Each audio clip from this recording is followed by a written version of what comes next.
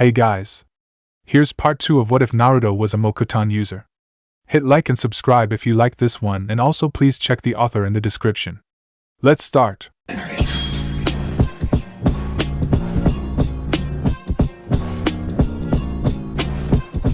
Chapter 4: Seeing the World. All shinobi are tools for their superiors to use. All those who defy their kage should perish. There is no place for traitors in this world. Whether Yura was stronger than him or not, Naruto could only feel disdain. So you exist to subdue others to your will? The young blonde frowned. A blast of water was his answer. It seemed almost lazily how Naruto diverted the attack, commanding the floor around him with a mere flick of his fingers. Yura was upon him within the blink of an eye. His speed too great for Naruto to dodge, the Mokuton user exchanged places with his Mokubunshin, which shattered when Yugura's staff hit its head. Damn, Naruto whistled. Trees sprouted from the ground, the wood wrapping itself around the boy. Strengthening the defenses seemed like a wise choice right now. It wasn't quite as strong as Kakuzu's Domu, but it was more flexible and a lot lighter. Tiger. Ram. Snake. Mokuton Hijitsu, Jukai Koten, would release secret technique, nativity of a world of trees. Trees erupted from the ground in a wide circle around Naruto, growing from tiny branches to mighty decade-old oaks. But they didn't close in on Yura. Naruto had learned another trick from Madara's notes. Mokuton, Kajukai Korin, would release, advent of a world of flowering trees. Vines spread over the trees, and the flowers on the vines expelled pollen into the atmosphere which would render Yura unconscious. Or at least, that was the idea. Naruto had never tried it out on a real opponent before. He tried it on a Mokubunshin of himself, but considering how he was immune to his own jutsu, quantity over quality was Naruto's credo right now. He sacrificed much of his chakra, in the hope that this gamble would turn out to be effective. He knew that a battle of attrition would not be in his favor. The flowers grew huge, man-sized, and the clouds of pollen created a green-yellow mist which the eye couldn't pierce. Perhaps it was due to Naruto's inexperience that he messed up. Or perhaps it was just stupid in itself. Not being able to see an opponent who you knew possessed superior speed, and not being guarded enough was, well, it was almost lethal.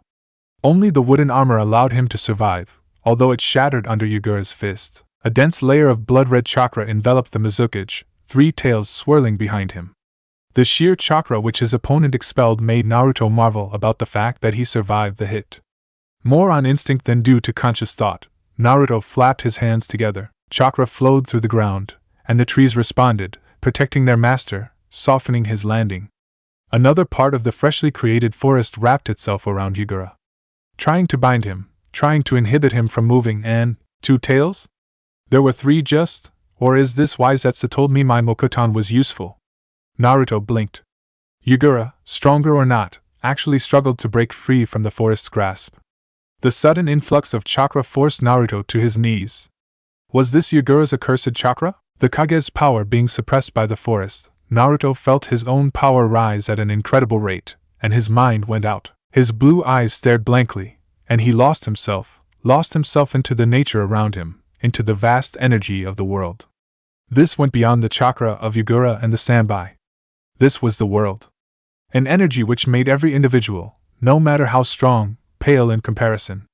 It was a power which overthrew his sanity, only for the churning source of chakra within him to erupt, grasping for control while Naruto was unconscious. And now Kakuzu wasn't here to stop Naruto's rampage. She held Yukimaru on her back. The boy desperately clung to her, almost as if he hugged her, while carrying her master's desired test subject in a floating crystal orb behind her. Guran had been startled by the first sickening wave of chakra, but had decided to head forward. Whatever it was, Kunemori was there too. The blonde Mokuton user would either take care of it himself, or she would be able to aid him. A haughty part of her mind actually hoped for the latter. For a chance to prove her worth. To prove that she too was strong. The boy who, so easily, had made her doubt her own pride. Just like Orochimaru, all those years ago, had rattled her beliefs. His strength had shown her that she wasn't as special and alone as she had believed herself to be, and Kunemori was just like Orochimaru. At least, in terms of raw strength, the boy's personality was completely different. He was someone who seemed to be searching for his own position in the world, searching for goals and motivations. He just walked through life while not seeming to have a true understanding of who he was. Orochimaru was fundamentally different. The snake Sannin was someone who always seemed many steps ahead of everyone else. His personality was a magnet to those who admired and desired strength. Much unlike the boy, Kunemori didn't seem to have a shred of interest in the abilities of another. Well, unless they were worth something, Guran supposed. The boy was a bounty hunter, after all. The opponent he fought only seemed to grow stronger, the chakra levels reaching heights which she had believed to be impossible. Yukimaru's grip tightened and he screamed something unintelligible to her. Too distracted, Guran barely noticed the corpses of several of the rebels, among which the one whom Kakuzu and Kunemori had been after. Guran dropped her prisoner and shook off Yukimaru. Yukimaru, stay here. Jiguran-san, don't leave me, the boy shivered. For a moment she wondered what she was even doing. He shouldn't be here. Not with these corpses. She had to take him away, far away, so that he was safe. She owed that to his mother. But that conflicted with her master's wishes. A second surge of chakra drew her from her thoughts. Trees twisted, flowers withered, grass died off. All life seemed to aggregate into one. Kunemori, she paled. How can his power rise like this? Has he been holding back during that insane pissing contest against Kisame? Who is that, Guran-san? Yukimaru grabbed the green cloth of her robe. This power, it feels. Yukimaru, you should stay here. I'm going to have to help him. Guran made her decision. Whoever it was, if this person defeated Kunemori, she and Yukimaru would be the next in line. On her own she wouldn't be able to kill someone with such a monstrous chakra, but alongside Kunemori, it was the safest bet. No! I want to stay with you. There is no time for this, Guran snapped, immediately feeling a guilt she couldn't understand at the sight of his dejected face. He had seemed to be so happy when he saw her again, when she freed him. But this, it was like his continuous attempt to please her. A little puppy, too good of faith, especially when compared to someone as despicable as she was, Guran considered. Yugura May groaned, her face pale as a ghost. So you did work for that monster? It would seem that you are lucky. Kakuzu abandoned his stance and stood straight, still looking at the area where the massive chakra was radiating from. A Jinchuriki is worth more than a rebel leader. He had to lean backwards to avoid the lava-based attack which she just spat at him. Like hell, Kiri is just going to give up its bijou. You really are a troublesome bitch, Kakuzu snarled. All I came for was that eye patch's bounty. You should have walked away and let me get my 30 million ryo. Two of his masks shifted position, moving towards his shoulders. His body seemingly reconstructed itself, the loose parts adjusting to his commands, his entire body essentially no more than a mass of black threads, the power of Jianggu, Earth Grudge Fear, all for the sake of gaining more power. Long black tentacles came from his neck, like some kind of horrific parody on an octopus. The cloth that had hidden his face had long been discarded, and the sticks next to his mouth unraveled. The mouths of his two masks spurred open, and his own followed by example, and suddenly May was covered in white goo.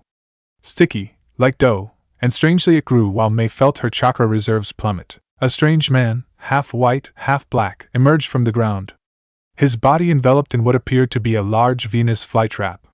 It cheerfully waved at her. Hello, Mei-chan. Be silent, we've got more pressing matters to deal with. Zetsu, Kakuzu abandoned his attack, although he was seriously tempted to just blast Zetsu to smithereens along with Mei.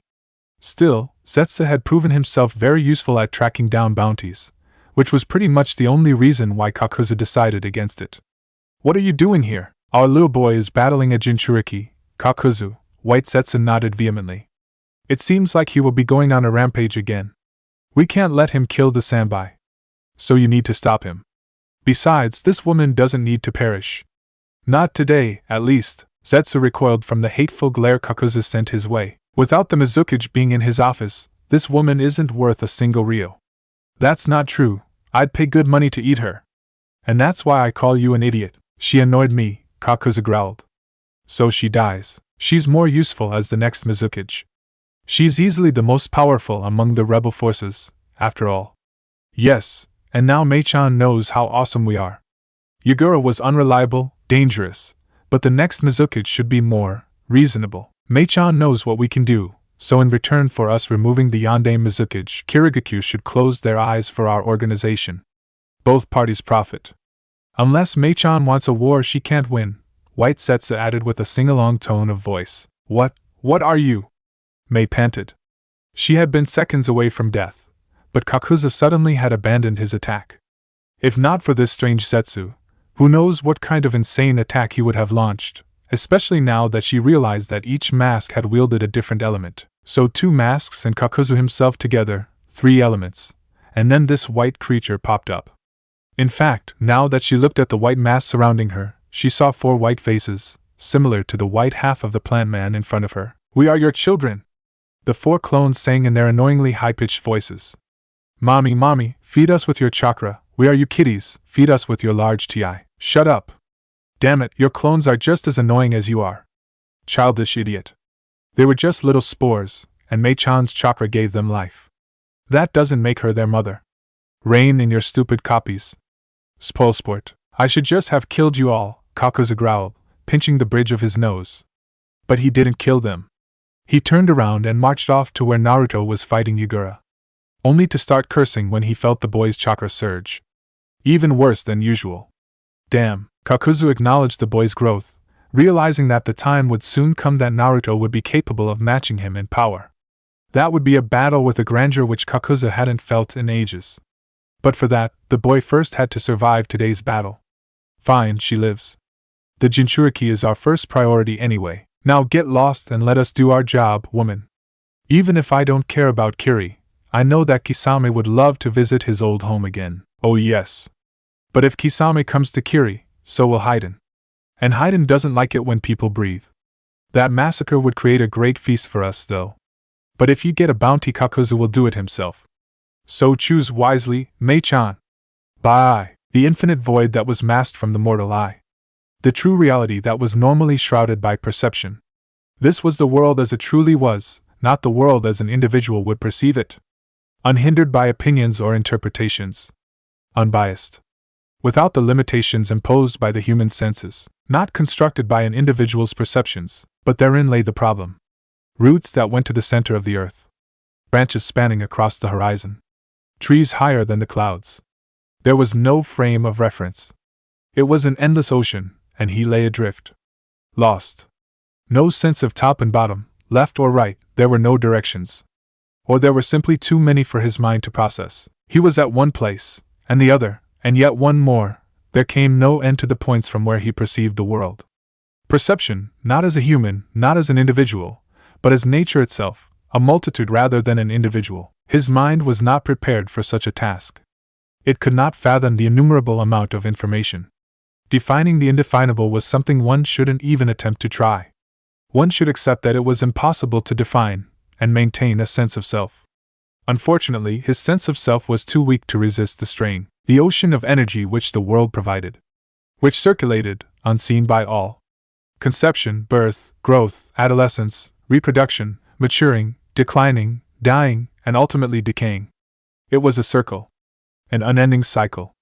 As a human, he had had a reference within the passing of time, of the place he stood. But outside himself, he saw the circle as it was, unbiased, and unhindered by his own ignorance. How does one determine the beginning and the end of a perfect circle, grasping the unfathomable, when it was already wisdom if one had only a tiny image of what life entailed? How was someone as ignorant as he supposed to do that? He could not. He could only see the dots, if he was really lucky. He could barely remember where, when, or why. He saw dots, but without knowing the circumstances, all dots looked identical. Everything looking the same, there was no understanding, no memory, nothing to connect or locate the dots. He was part of the circle of life and death. Even if his mind stepped out, he knew his body was somewhere within this chaotic maze of energy. Energy, the complete and fundamental essence of the world. Energy that brought life, and ultimately deprived it of life. All is nature. All things arise from the energy of nature. Virtue nurtured it, vice deprived it. Never before had he submerged this deep into this boundless world of energy. There was always something disrupting him. A disruption leading to him waking, oft amidst a scene of destruction, looking at the face of his scowling companion, where he was once again lost and confused as he was bound within the limitations of his senses. As a drop within a river, he could not perceive the continuum of life. Bound by his body, he could not truly fathom the interconnectedness of the world. How one fed and was food, fueling the relentless and endless march of existence. From here, he saw how futile the notion of progress was. How foolish decline was. How one thing led to the other. How history was nothing more than the interlinking of life and death, of progress and decline, of beginnings and endings. Out here, he saw his arrogance, the utter pointlessness of his existence, yet at the same time, the unfathomable worth of his life. This paradox, it only confused, and brought the realization that this confusion was the path to understanding. Not that anyone ever reached the end of that path. Belief in understanding removed the confusion, thus removing the chance at understanding. There was no ending. There was not beginning. There was not being was not even a point. Everything that was, never ended. Birth was not the beginning. Death was not the ending. All energy flowed, like the ebb and flow, the tides of existence. The dead decayed, feeding life. The living fed, continuing its individual existence at the cost of the other individual beings, while giving birth to new life as well. Borders, limits, barriers, what he knew as life was merely a delimited form of energy. A temporal body, consuming and expelling, generating and consuming, but ultimately a temporary form of existence. Energy floated around, souls returned. While the self passed on to the afterlife, the physical energy dispersed. His birth came forth from energy generated by others, his parents.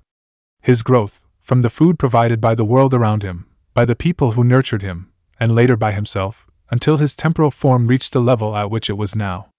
But the energy he now contained did not begin with his conception, nor did it end at his death. It lasted forever, ever-changing form, never ceasing to change. The temporal form wished to halt change, fearing the end of the individual existence. It was only because they could not fathom the circle that they lived with fear. A fear that death ended existence. Death is the road to all. He saw it now. For the first time, he saw it. Death was birth.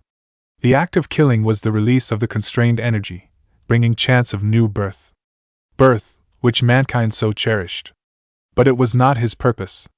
Death was part of life, so who was he to determine who did what? Would he do that from his position within the continuum, from his imperfect senses, which were so bound by the individual he was? How was one temporal existence supposed to judge the other? They were different, yes. They were all different. None was equal. And yet they were all the same. All temporal. The tree, the insect, the animal, the human, all designations invented by mankind, bound in judgment by their temporal existence, unable to oversee the circle, incapable of truly understanding. For the first time, he accepted that he knew nothing, and yet he was. Time was merely a sense, a matter relative to the length of the temporal nature of existence. Energy was eternal. He was insignificant. But within him lay the truth. Eternity, the everlasting and ever-changing energy. He only borrowed it, only for a little while. That thought, as if it directed his perception on the chaos of unfiltered information around him, narrowed his vision on his temporal existence. The physical and spiritual energies that composed and fueled his body, plus something else, something hidden, veiled, deep within himself, but not hidden to the unbiased eye, the unbiased eye that burned itself on his forehead. Vaguely, he realized he was Naruto. Part Naruto, or what little was left of Naruto, and part something else. The remnants of that what had been Tobi. Foreign tissue which compensated for what Naruto had lost. A right arm, the legs, and parts of his torso. It was made of a substance which fell within the domain of his Kekkei Genkai. Not wood, not flesh, but something in between. His unbiased eye made him see. Even the shrouded source of an even greater power within himself. His unbiased eye tore his consciousness from the intangible realm of natural energy, and returned it to the body that was bound to the continuum of life. Fragments of what he had seen remained, imprinting him with an understanding that he did not understand. The pain which the unbiased eye caused blinded him. It was ironic how it was blinding pain that enabled him to see. And what did he see? Naruto opened his eyes, his forehead burning, his arm, legs, and torso feeling foreign yet stronger than ever, and welcomed by the sight of a crystal wall. Solidified and condensed mineral, crystallized down to a cellular level by the use of chakra. It was strong, very strong, but only as strong and the energy that created it. Chakra formed the foundation of its creation, and as such it did also form the way for it to be destroyed.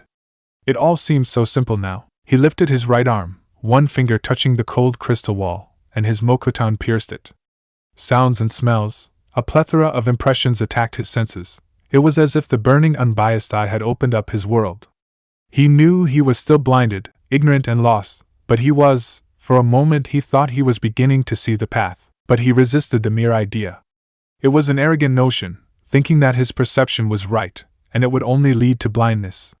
Only by looking at nothing he would stand a chance at seeing, but he knew darn well that he was too ignorant to achieve that. The entire environment had changed since he had blacked out. Trees, torn and broken, stood everywhere. Vines grew in abundance. Craters littered his surroundings, as numerous as the blobs of crystal.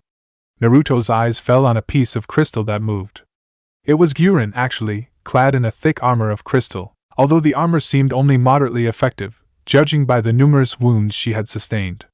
Her crystal armor, in fact, looked more reddish than pink, as the crystal used to look. She had made mirrors and clones, pillars and walls, but the enraged Jinchuriki had slammed his way through it all. Back to Three Tails, the blood-red cloak made Yura nigh invulnerable. Oddly, when he landed a hit on Guran, the girl immediately shed the part on which he had hit her. A stony substance grew over the part which she had lost, the part his claw had touched. The power of the Sangosho, Coral Palm, which made Yura so incredibly difficult to deal with when fighting at close range, Naruto could not really explain, but somehow Yura did not appear to be as imposing as he had done before. Sure, his power was vast, but it was insignificant compared to the bottomless power which Naruto had just witnessed. While he was uncertain whether what he had seen had been reality, or merely a dream, the burning pain on his forehead told him that it had been reality.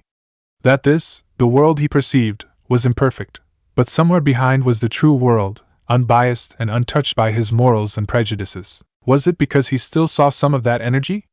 Was it because some of it strengthened him? Or was it that this something within him was even greater? Naruto wondered who he was.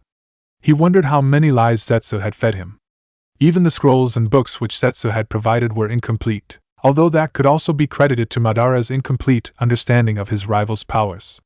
The only one who had understood Mokuton was Hashirama, and Sharingan or no, one did not completely understand a jutsu by just seeing it. Well, perhaps only the deities could, those from the book which he had taken from that temple where he had slain Deidara.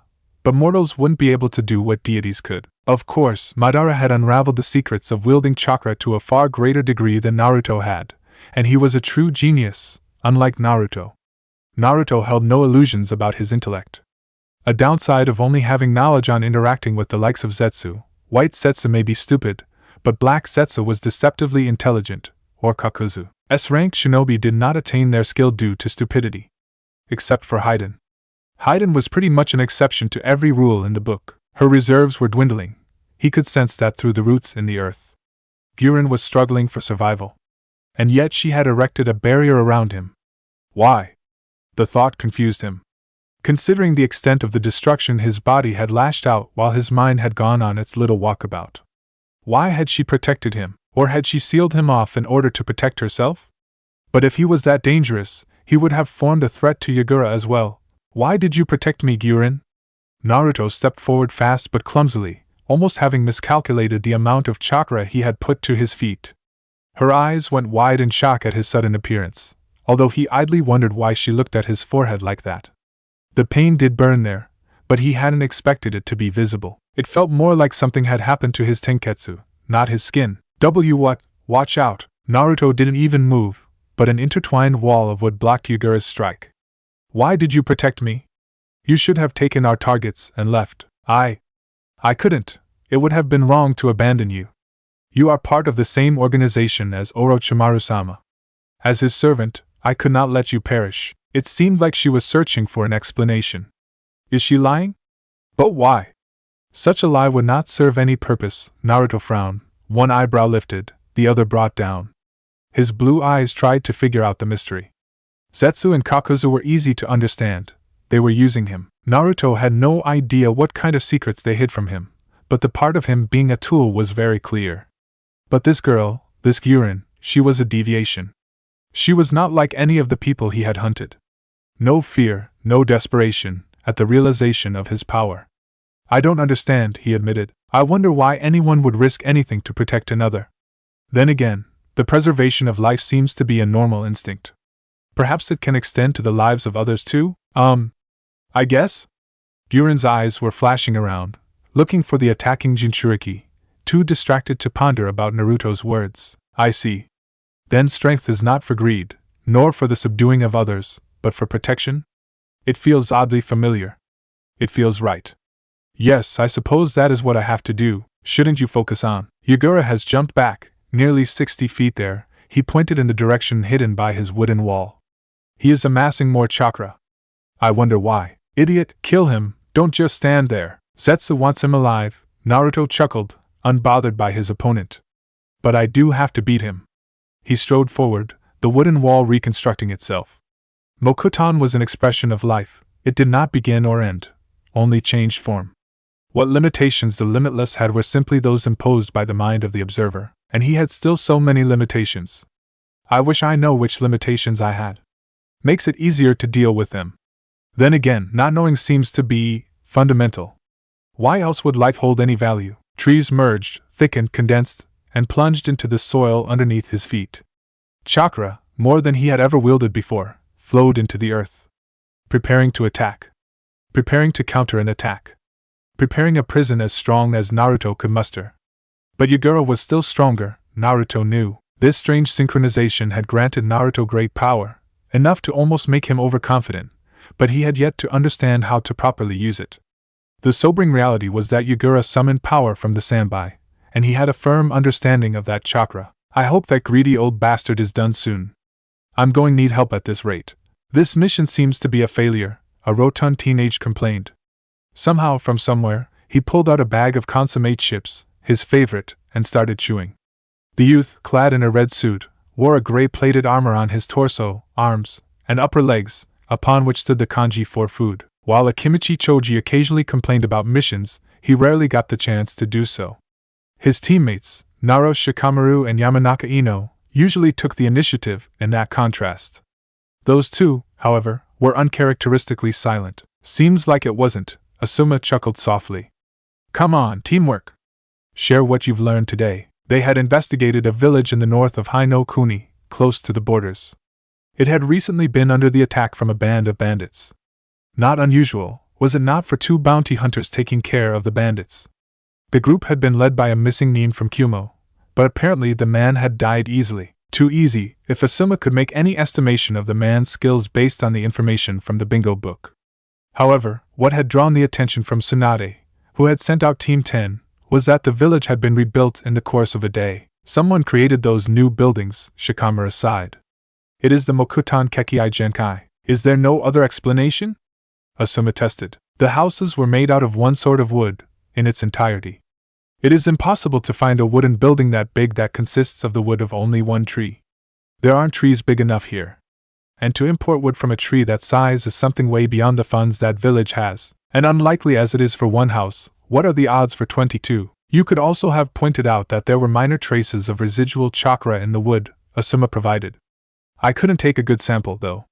But it was the response of the villagers that confused me, to be honest. He and Shikamaru looked at Ino, who still had that solemn look on her face. Ino? Shikamaru eventually decided to drag her out of her musings. Even since Team 7 had perished, Ino had been like this, and while he, Choji, and Asuma did what they couldn't really help her. Sakura had been one of Ino's closest friends, and Naruto. They practically grew up together. And Ino was never too secretive about how she felt, the young Nara sighed. No one wanted to talk, so I took a look inside the mind of the village elder, Ino mumbled, obviously very distracted by something. Shikamaru wondered why, as this didn't seem to be distraction caused by those who were lost to them, but caused by what she had seen in those memories. What did you see? He narrowed his eyes. The people. One a man, tall and barely recognizable due to the mask he wore. He had a black cloak covered with symbols of a red cloud, Ino explained. And the other? Asuma was one of the few who knew about those red clouds. While Akatsuki did not really disturb Konoha, there were accounts on them taking missions that involved Konoha shinobi. All of those accounts boiled down to one thing. If you saw someone wearing a robe with red clouds, you'd better step away. Akatsuki was an organization that couldn't be trifled with for instance someone as Orochimaru within their ranks. Asuma also knew that the people from Akatsuki always traveled in duos. The other was younger, our age I think, although the elder couldn't see his face. Ino hesitated. He wore a similar cloak, high-collared to the point where I could not see the lower half of his face. Also with red clouds on the robe? No, it was just black. Ino shook her head, still with that peculiar look in her eyes. And? Shikamaru wondered. What is it about this that got you so spooked, Ino? It was that boy who created the buildings. He did the work, and the tall one with the red clouds asked money for his services. In the end, the villagers paid a relatively low price for high-quality houses. But it is that boy that confuses me. Why? He had blonde hair, spiky, that hung down to his shoulders. And his eyes, those cerulean eyes, they were similar, and still so different. So empty. So unlike. You don't. You know that he's, you know who. Shikamaru hesitated. He still didn't want to say it. Naruto had grown up among the Yamanaka, and as such Shikamaru had also regularly seen him. After all, his father had often dragged him along when he had visited Inoichi and his family. Naruto-kun had vibrant eyes. This cloaked boy's eyes were dead, Aino said, although it seemed more like she tried to convince herself that her thoughts were just a foolish wish. There are more blonde people with blue eyes. I know it can't be Naruto-kun. Naruto-kun is, but for a moment. I just hoped. Asuma saw the girl water up, and pulled her into a fatherly embrace. No matter if years had passed, the girl had never really gotten over it. There had been an abundance of blood, there had been tattered clothes, a broken Hittite, but with most of the body missing there always remained a foolish doubt. All that they had buried were an arm and parts of the boy's legs. The Sarutobi Jonin knew that bodies often went missing. High-ranked jutsu had a bad tendency of not leaving too much of the bodies recognizable. Some jutsu even disintegrated the body completely. But what had been buried at Naruto's funeral was more than just those 3 limbs. The heart and will of the Hokage had been broken, although everyone knew that Tsunade held herself strong, enduring for the sake of his memory. Similarly, Jiraiya of the Sannin had also not been seen afterwards. Rumor had it that he still sent reports, but otherwise the man had vanished. Even the critically acclaimed Ichi Aika series had ceased getting new releases. Aside from those 2, the Yamanaka had been hit the worst. From his father, Asuma had come to understand that Naruto was living among that clan in order to hide him from prying eyes. At first, Asuma had assumed it was because of the boy's status as Jinchuriki, but in a drunken stupor Tsunade had revealed the horrible truth. The Jinchuriki, a boy that had been despised by many for the demon which had been sealed within him, had actually been the son of the very man who had sealed the Kyuubi away, Namikaze Minato, the Yondaime Hokage. With the grudge that especially Iwagakure carried against the father, it had been important to Sarutobi Hiruzen to make sure that the son wouldn't be noticed. Hiding him among blondes had seemed like a wise decision, one which simultaneously ensured that the boy would be cared for, educated, and trained, to make sure he grew up as a strong and promising genin, with a mind strong enough to face down the Kyuubi when the time would come. But none of it had been enough to prevent Ino from getting her heart broken. Standing in front of the Mizukage had demanded a certain amount of courage, or perhaps even insanity. But this was incomparable. This was what it meant to be a perfect Jinchuriki. This was why the man had been unrivaled within Kirigakure. One eye, the right one, was constantly closed. The other, red with crimson pupils with a ripple-like pattern, had a mad glint. What broke through Naruto's reinforced prison was nothing less than a monster. The Sanbai, the 3-tailed Bijou, resembled a humongous turtle, but with a crab-like shell that was covered in spikes. Its 3 tails were best described as shrimp-like, although it was an ironic way to describe something so gigantic. Underneath its shell the creature had red, muscle-like tissue, relatively weak compared to the hard shell and yet still tough as nails. Its human-like arms were equally huge, and a mere swing tore through every attack that Naruto could attempt. What the hell? The young Mokuton user was starting to feel out of breath. Guran, you see any way to take this bastard down? His face is concealed between that stone-like outgrowth at his forehead and lower jaw. Would that be its weakness? How are you keeping up? I don't have much left, Guran admitted. Her chakra had been running low before Naruto, she believed his name was Kunemori, had rejoined the battle. But against this unstoppable beast, what chance did she have? Perhaps with another year of training she could have been able to encase the entire demon in crystal, but even that, she wondered if that would have any effect. With Yagura's mind and the Bijou's own imposing might, this was probably one of the strongest adversaries Guran could find in the entire world. One where even her master, Orochimaru, would be hard-pressed. Although it was a safe bet to say that Orochimaru would have found a way to decide the battle before Yagura had unleashed the Sanbai. Damn it, why isn't Kakuzu joining? Naruto muttered. He could sense the man standing close by, having their 2 targets with him. Yukimaru seemed to be struggling pointlessly, and the Hozuki boy was still encased in crystal. Guran, fall back. What? You heard me. You're out of chakra. Fall back. But, shut up, he cut her off. I can't keep fighting while having to protect you at the same time. I can look after myself, she glared, offended by what he had said. Yeah, and so can I. And yet you covered for me while I was out, Naruto retorted. Go. I still have to try something else. Why? There's no time for this, Naruto growled. Go. And if you meet that old scumbag of a partner of mine, tell him to get off his wrinkled old ass and help me out. The three-tailed demon howled, spurring open the protecting protrusions around its face just wide enough to start gathering some sort of dense sphere of chakra. Just wide enough for Naruto to thrust a piece of wood into the creature's eye, disrupting Yugura's concentration. The explosion that followed when the purple-black orb of chakra destabilized shook the ground underneath Naruto's feet. Damn, the blonde mumbled to himself. He was glad that Guran had finally listened to him. He wasn't sure why Kakuzu was not helping. Naruto figured this was just another test, another method to make him push beyond his limits. Well, I already did that. That burning sensation at my forehead only gives me a headache now. Fuck it all, if this continues for much longer, I'll run out of chakra. And it doesn't seem like Yugura is even weakening in the slightest. As if to prove that fact, the sandbai easily broke the wooden restraints which Naruto had grown around the creature. Binding a being that was so much stronger seemed impossible. Poisoning would be difficult as well. Naruto knew that the pollen his jutsu could spread was potent enough, but taking down a creature such as the sandbai seemed to require something more. More powerful. Brute force to halt brute force. One of the three tails came crashing down, as if Yugura wanted to swat his opponent like a fly on the wall. At least the sandbai isn't as fast as that red chakra form he had earlier, Naruto thought while dodging. Damn it. I wish I had some way to create the gigantic structures which Madara's text spoke of. Hashirama was able to create wooden dragons and a titanic statue which Madara stated to dwarf even the Kyuubi. I guess I'll need to double my efforts. If I survive this day. A large mass of water tore through the surface of the island. The sandbai wasn't playing around. At this rate, the small island would end up being nothing of ruin of what it was before this day. Apparently Madara wasn't wrong when he wrote about battles that could reshape the face of the earth. With the power of a bijou, that was definitely a possible outcome. Damn it. His face is guarded.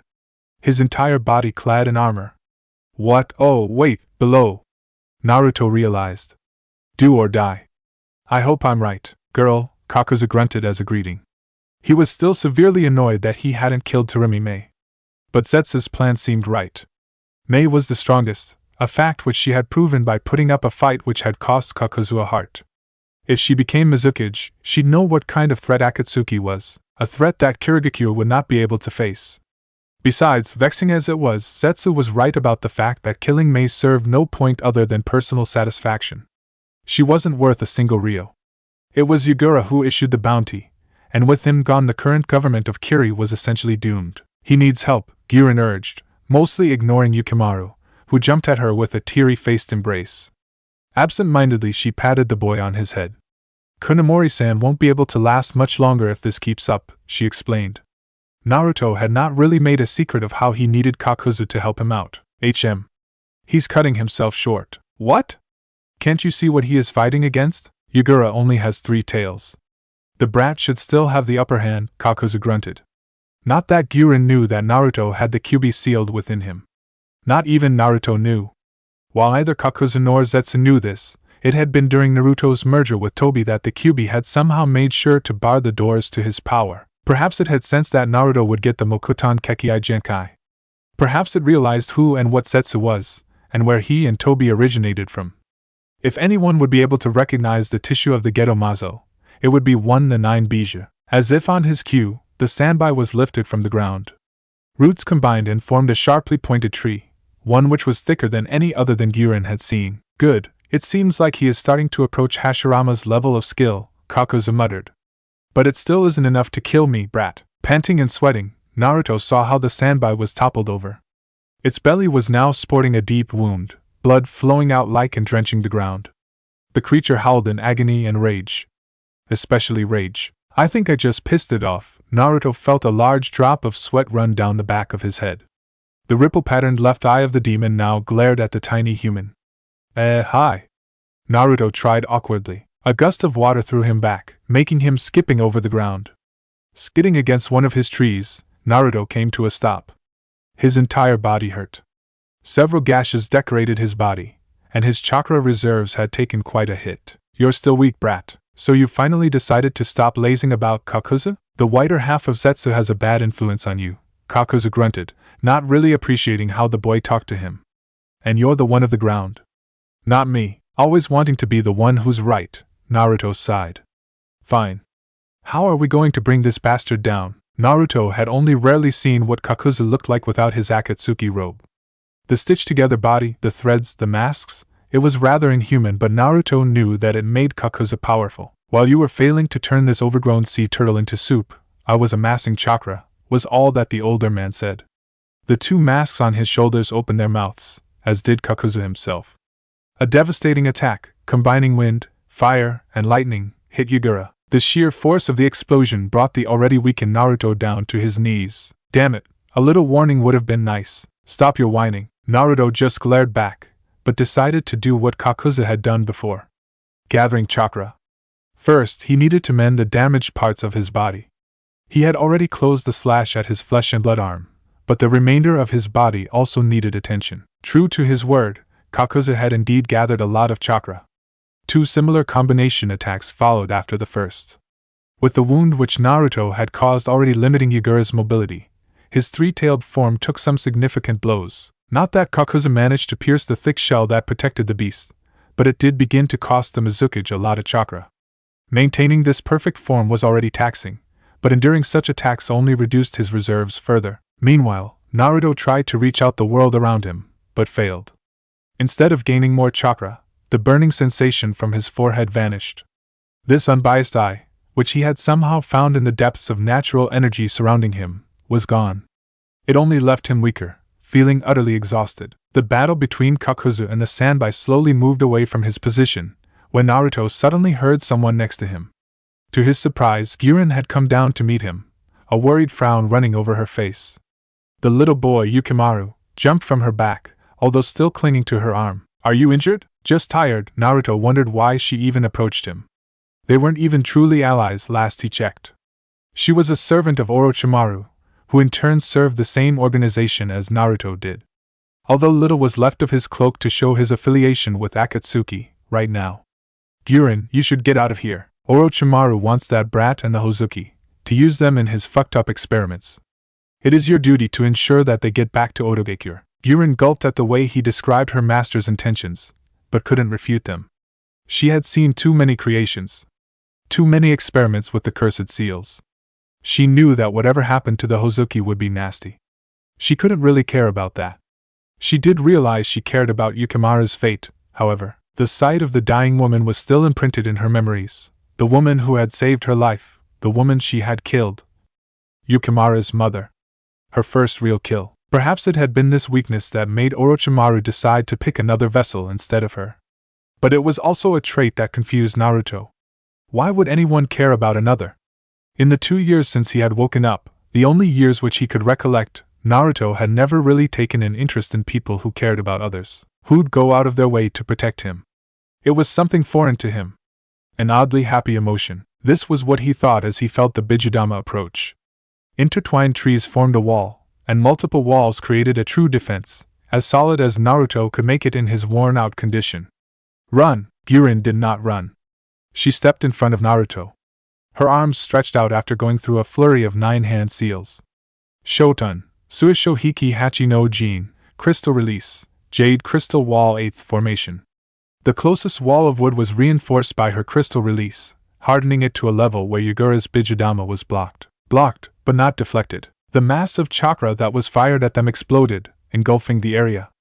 The last which Naruto saw before his senses were blinded was Guran. Guran, who created one last barrier of crystal, in a last-ditch effort to keep them alive, to keep Yukimaru and him safe from the explosion. Why? He hated to admit it, but Kakuzu knew that this wasn't really looking in his favor. His chakra reserves were slinking fast, and his attacks seemed to have little effect. To make matters worse, the unleashed Bijou launched an attack which went beyond his capacity to stop. He hoped that his partner would be able to dodge this. Perhaps I should have helped out the brat rather than hoard chakra while he wore himself down. Then again, teamwork has never really been an issue we had to bother with. He was too weak, but this battle changed something in him. Kid's really grown up. Whether his Mokuton kept the creature suppressed or not, the boy is still a Jinchuriki, Kakuzu mumbled to himself. He'll need more training. Tiger.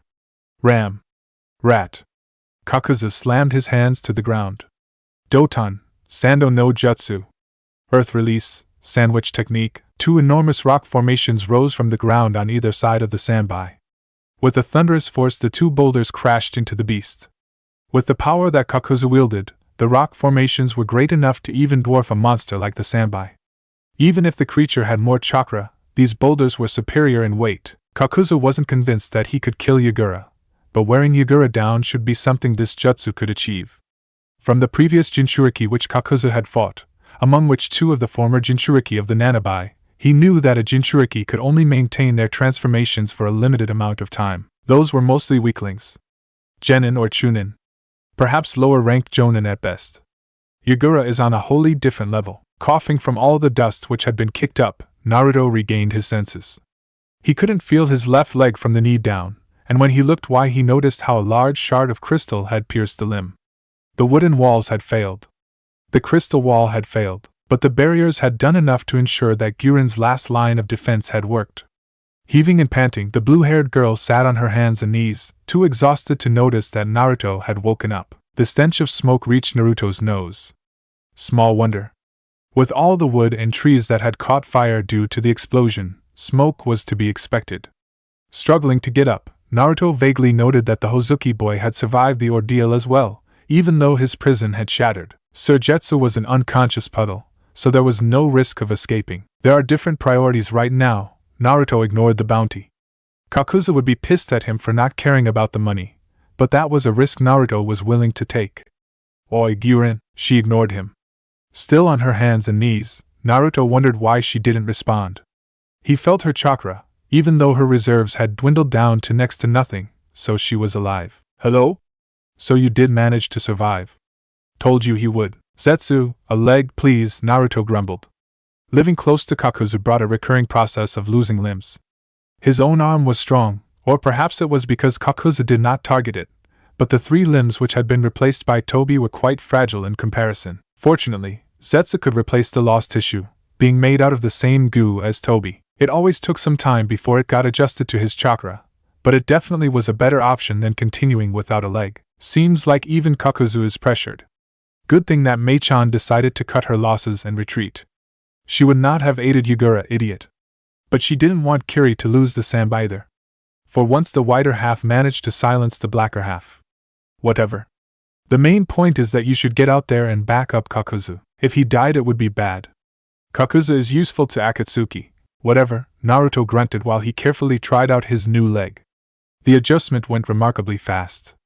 Too fast, almost. Then again, Naruto had a weird feeling about his own chakra. His little outer body experience had given him the impression that he was incomplete.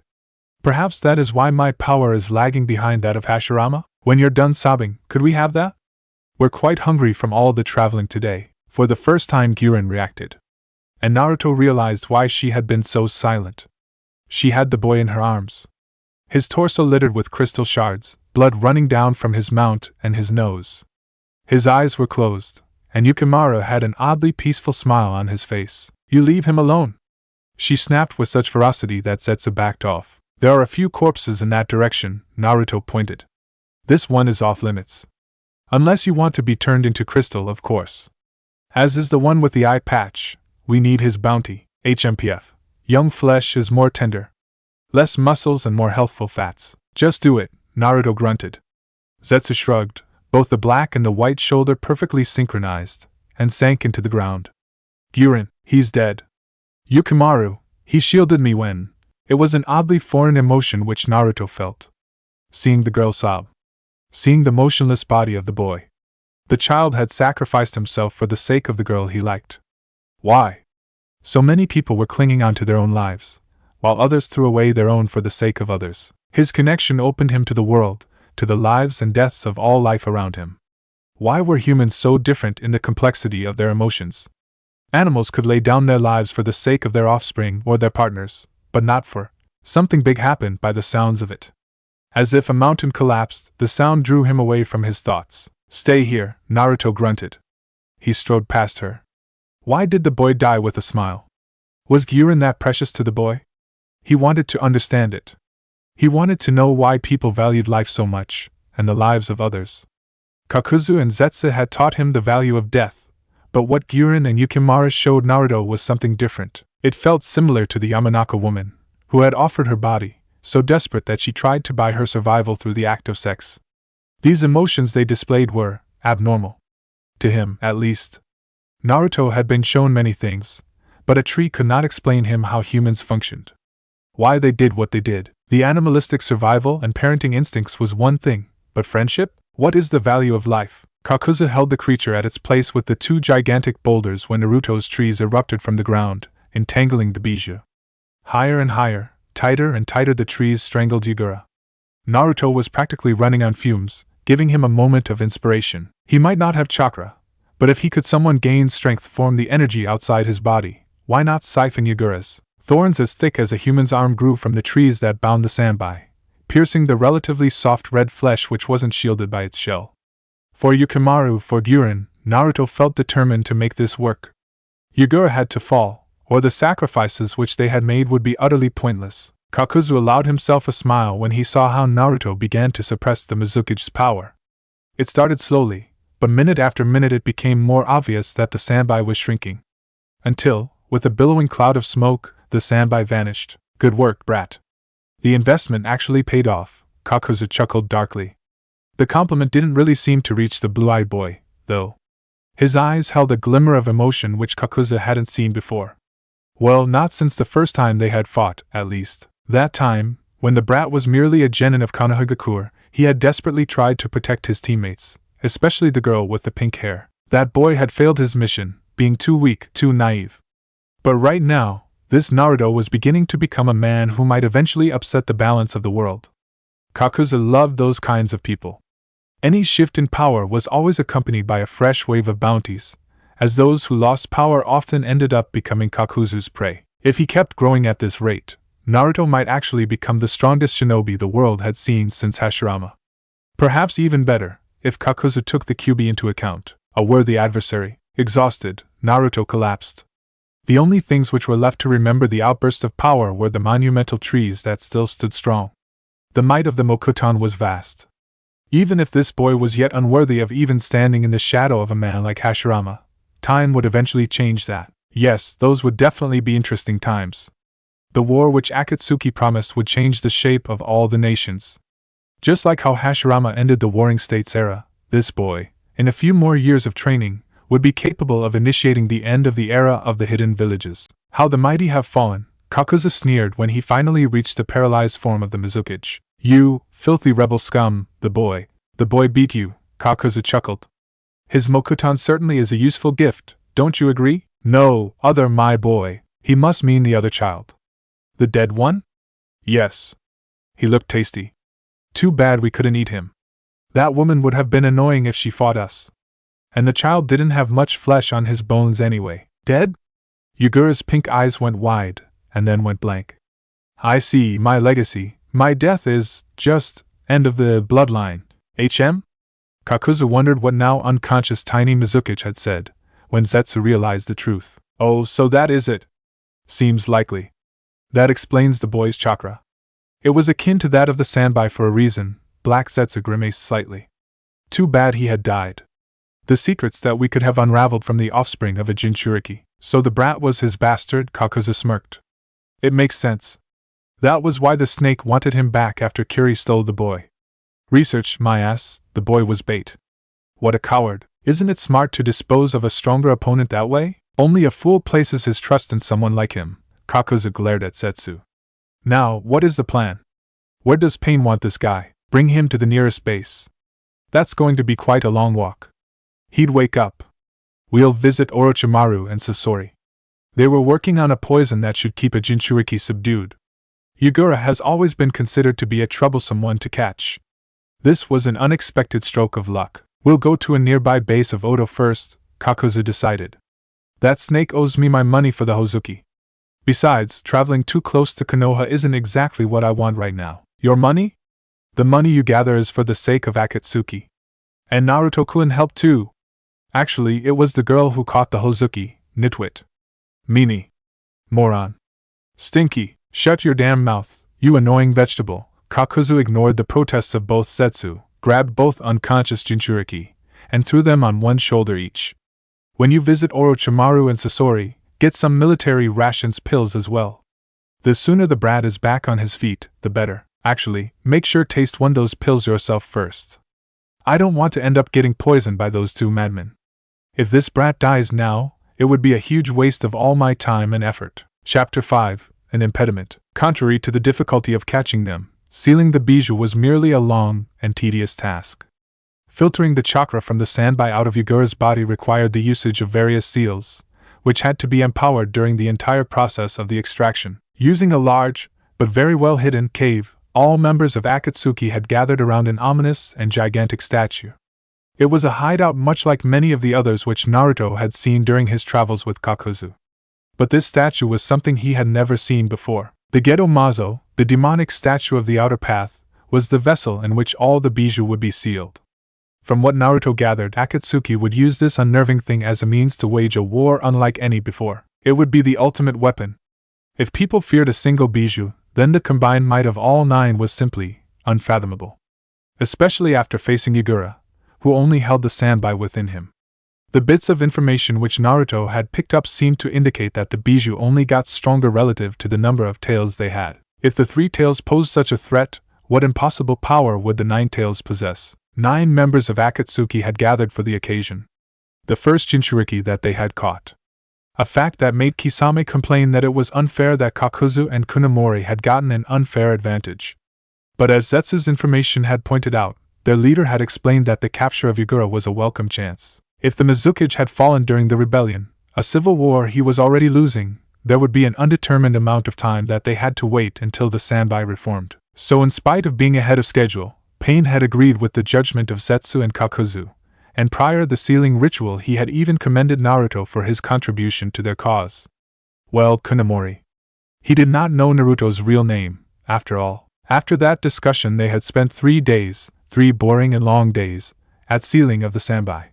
Days made even more boring by Haiden, with his ravings about murder and mayhem. 72 long hours, while Naruto actually longed for a good night's rest and some wholesome food. But instead of getting some rest, they had hurried to this shitty cave right after the battle with Yugura. He had barely gotten the chance to say farewell to Guran. Why had that been so important to him? He couldn't say, before she returned to the base of Otogekure, carrying Sujetsu with her. Zetsu had brought the money which Orochimaru had promised, even including the amount which he had offered for Yukimaru, despite the boy's death. That was the only thing for which they had taken the time. Yukimaru's burial. A grave of crystal and wood. A peaceful place for a boy too innocent for this unforgiving world. The sad story of Yukimaru's mother, however, was not something Naruto expected to hear. Guran seemed to have an odd kind of reluctance to kill, even when it was her mission to do so. It was confusing him, the entire notion of mourning the dead. Though, Naruto figured he never had anyone he cared enough about to mourn if they should die. Kakuzu might be one. I'd hate it if someone other than me killed that bastard. It is done, Pain finally announced. Within the cave, only Naruto, Kakuzu, and the 2 sides of Zetsu were there. The others were some kind of projection. Why the 10th member was absent was something Naruto hadn't figured out yet. Fucking finally, the shadowy projection of Haiden whined. 3 days of doing nothing.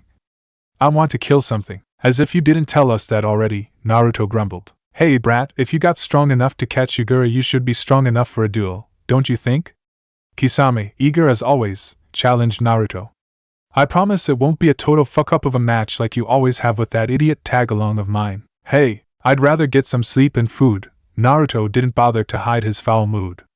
I'm starving, and we need to deliver our package to the bounty station. Kakuzu had sealed Ao away, not willing to let the body decay while they had to spend time on sealing the sandbai. Kunemori will go to Amigekure. Pain cut off the discussion. From the recordings which Zetsu showed me earlier, you still need training. You have potential, but you are young and inexperienced. Training? Naruto blinked. Damn, this is just another attempt from Kakuzu to get me killed, isn't it? Kakuzu can continue with his bounty hunting. Bringing in money is crucial at this stage. Pain remained completely stoically as always, ignoring Naruto's whining. But you, Kunemori, if you wish to achieve a level of skill that approaches that of the Shodai Hokage, you will need space to train without distractions, a place where no other nation can find you. AIM will offer that. As you command, Leader-sama, Naruto sighed in defeat. The 6 shadowy figures fluttered and disappeared. The massive statue, the Gedo Mazo, was reverse summoned and vanished in a cloud of smoke. Naruto let himself fall backwards, too tired to keep standing. Ugh, and more traveling. You should be cautious around Pain. He sees everything. Not everything, but with his Rinnegan he does see a lot. More than we'd like. Why is it so important for me to hide who I am? Naruto grumbled. This whole Kunomori crap pisses me off. I keep forgetting it is supposed to be my name. Pain is rather vindictive, Kakuzu explained. And he holds a grudge against Konoha, which would imply that I originally hail from Konohagakure. Naruto blinked. Why am I? Well, why did Zetsu use Tobi to save my life? You were dying. But you had an unusual chakra. We've rarely seen people with as much yang energy as you. That is why we made Tobi save you. Although, when he did, something unusual happened. What? Naruto wondered why Black Zetsu scowled like that, and White Zetsu suddenly had that sheepish smile. Seeing both expressions at once was rather peculiar. Big mouth. He deserves to understand the danger. That he does. Fine. Tobi wasn't supposed to completely merge with you. Your chakra was stronger than we had anticipated. So Tobi lost himself. And you lost your memories, which you undoubtedly found very inconvenient, Naruto remarked, sarcasm almost tangibly radiating from him. So bad that you had a perfect little tool which didn't even remember who he was. Very. Not really.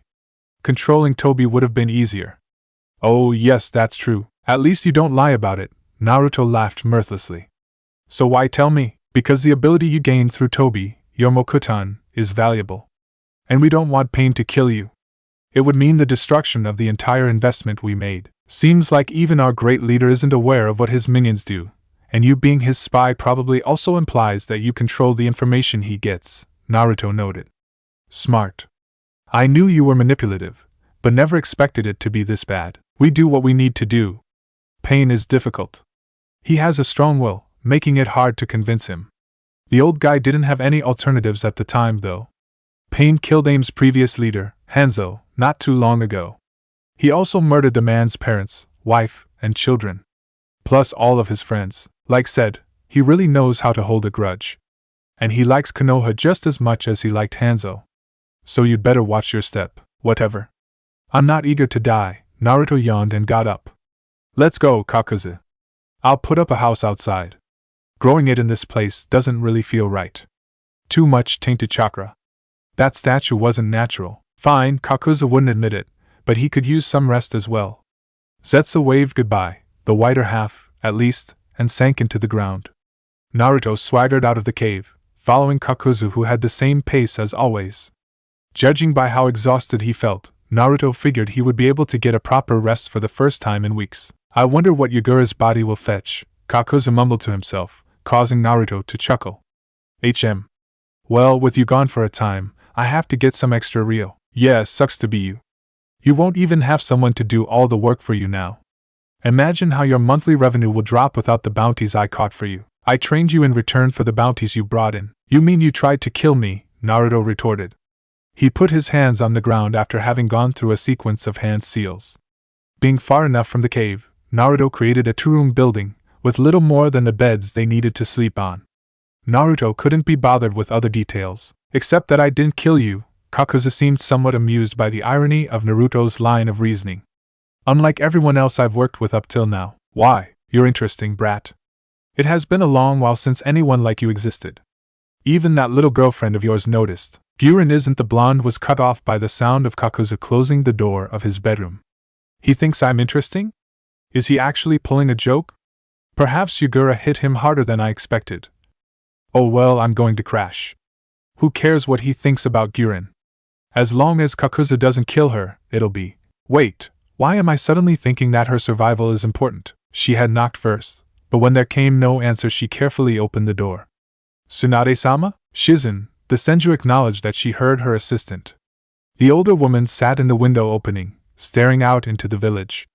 What is wrong? Team 10 has returned from their mission. I see, Tsunade sighed. Send them in. Asuma, Choji, Shikamaru and lastly Ino entered the office. Ino was a bit startled by the strong smell of alcohol. Apparently the older blonde had gone through another few days in which she was remembering the past, as Shizen called it. Melancholia and alcoholism didn't combine too well in Tsunade's case, as Ino had discovered shortly after Naruto's death. Tsunade was a fearsome kunoichi, but sadly less strong as a woman. Though after all the people Tsunade had lost, Ino couldn't blame her. Just when the old Senju had finally found someone, to believe in, she once again lost that person. Fate was cruel that way, Ino. Asuma. Report. Would it be that troublesome to note that we're here too? Shikamaru grumbled. We failed to locate the Mokuton user Kunomori, although we did find further evidence that he's real. The village where we went had several houses that were constructed by someone with the Mokuton Kekkei Genkai, Asuma explained in further detail. Shikamaru had a bad habit of skipping past the details, apparently being too lazy to discuss the little things, rather leaving those to others. Each building was constructed of one tree, and the wood contained faint traces of chakra. Too weak to properly take samples for analysis, though. Like I said, Mokuton, Shikamaru sighed. And the villagers? What did they see? There was one man with a black robe, upon which were red clouds. Ino reported what she had seen in the memories of others. The man was mostly masked, but his eyes were strange. Green irides, no pupils, and red sclerae. The other did not sport the same clouds on his robe, but was also mostly covered. This was the one who created the buildings with his wood release, and who was called Kunomori. He was about my age, had shoulder-length spiky blonde hair, and blue eyes. Tsunade narrowed her eyes, almost in a grimace, and stared at Ino. His eyes lacked the same radiance, Tsunade-sama, but it could, perhaps. Ino, Asuma warned, shaking his head. We've been over this before. It couldn't have been him. I know, but I would like to be sure. Ino hesitated. Tsunade-sama, can I ask for permission to track down Kunomori to ascertain his true identity? The Godame Hokage walked away from the window and slumped down in her chair. Opening the drawer, she took out a nearly empty bottle of sake and downed what little that had remained in the bottle. With a deep sigh, almost more akin to a groan, she turned her eyes up and looked into Ino's turquoise eyes. Tsunade saw a glimmer of hope in those eyes for the first time in years, replacing some of the pain which the girl tried to hide. Declined, but Tsunade-sama. I said no, Ino. Tsunade frowned. Listen, things have changed, she sighed, momentarily allowing herself to look as exhausted as she felt. Jiraiya sent a report. The Mizukage has fallen in battle. The rebels actually managed to conquer Kirigakure? Asuma wondered why this news was brought with such an expression. This was good news for Konoha, as the rebels were less opposed to outsiders as the paranoid Yondaime Mizukage had been. No. It was Akatsuki. Shikamaru had connected the dots. Kunomori. Yes. 2 men, wearing black cloaks with red clouds on them, were seen battling Yura. The leader of the rebel forces was somehow involved in the incident, but she got away. She claimed that she had fought against Kakuzu, a missing nin from Takigakure who was presumed to have died decades ago, and Kunomori. So Kunomori is part of Akatsuki, yes. Tsunade finished the sentence for Ino.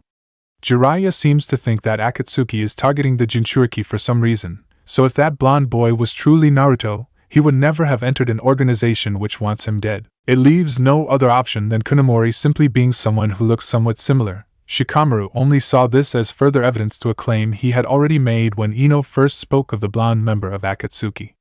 Besides, we all know Naruto. He would never have done the things which this Kunomori did, nor would he have stayed away from Konoha for this long. I'm sorry, Ino, but it isn't him. Shika Ino wanted to protest, to scream, to scratch his eyes out for that cold analysis of his, until she saw the grimace on his face. He tried to remain calm and analytical, but his emotions. I know. I'm sorry for being such an idiot. Ino, we know you didn't. You're not an idiot. Choji tried to, but couldn't find the right words. So Kunomori and this Kakuzu, they battled and won against both the leader of the Kiri rebels and the Mizukage himself? How immensely strong is that organization? Asuma tried to steer the conversation in a different direction. The subject of Naruto was always something which hurt Tsunade a lot, not to mention that it was still an open wound for Ino. He couldn't blame the girl for hoping for the impossible. Tough. He didn't know how he would react if something happened to Kurinai. Yes. I'll soon issue a warning for all our forces about Akatsuki, but until then I expect you 4 to be silent about it, understood? Yes, Hokage-sama. As much as I'd want to, a Chunin wouldn't stand a chance against an S-rank shinobi like that Kunomori. Hell, even most of my Jonin would lose. Yugura was supposedly someone who had mastered using his chakra, after all. What's that supposed to mean? Choji wondered. Of course someone would master. He was Jinchuriki, Choji, Asuma interrupted. It is extremely difficult to deal with the chakra of a bija. Rumor has it that Kumo has a Jinchuriki who also mastered it. It essentially grants the Jinchuriki the complete power of the bija. That's troublesome. Very, Tsunade nodded. So you'll understand that we can't actively investigate someone who managed to defeat Yugura. Jiraiya will keep his eyes open. After all, Akatsuki has proven that it has become a very serious threat. While she knew that the arguments were right, Ino felt bitter when she left the office. She wanted to hurry home, seek the solitude of her room, and let her emotions run free. She bit her lip at the very thought of it, but managed to control herself. Not now. Only when no one saw her. Not even her parents. They had worried enough about her, Ino thought. Not to mention that Naruto's death had affected them too, considering how Naruto essentially lived next door, and had lived with the family for the first 10 years, until he stubbornly declared that he was big enough to live on independently, like a grown-up. Ino felt, in spite of it all, a smile on her face when she thought about how her mother had secretly provided him with food after his first attempts at cooking had failed miserably. Village hidden by rain. No shit, Naruto grumbled, making splash with each step. It was pouring, and the entire region seemed to be filled with either water or mud. A dreary and depressing country, Naruto concluded, drenched in water and sorrow. Still, there were some plants.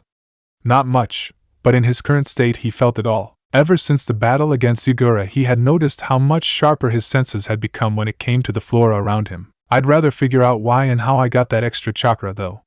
That burning sensation on the forehead aside, it was pretty pleasant to feel how the energy of nature can be my energy. With long strides Naruto followed the path. Lakes were everywhere, leaving little room for normal people to travel over. Bridges connected the muddy areas which rose above the water level. Naruto had passed through an abandoned village before. Or what had been the remains of the village. War had torn through this nation, and had left deep wounds. The only thing that did not seem to come in a shortage was cemeteries. It was odd to travel alone. Zetsu had popped up a few times during these past 2 days, until he got too close to Amigakure. But without Kakuzu grumbling about something it was rather quiet. Naruto almost felt free. Almost.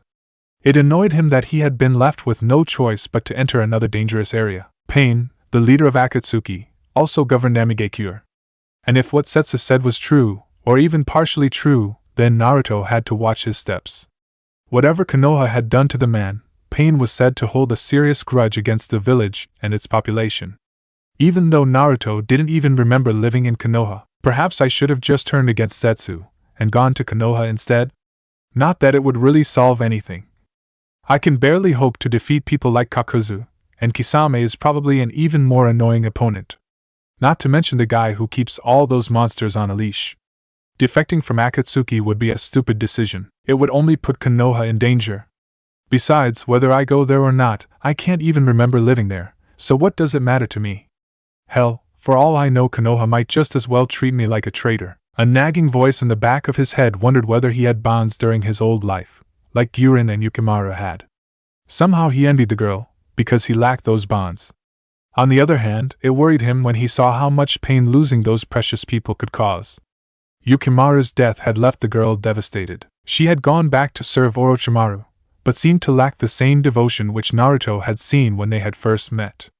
The fire within her was extinguished, leaving only a shell of her old personality. It was an odd concept for Naruto, to feel worried about someone. Kakuzu had pestered him with it, and White Zetsu had quickly copied that, but Naruto lacked a proper understanding of what it meant to be friends, let alone what it meant to go beyond friendship. Quickly losing interest in teasing someone who didn't understand, White Zetsu instead brought more books.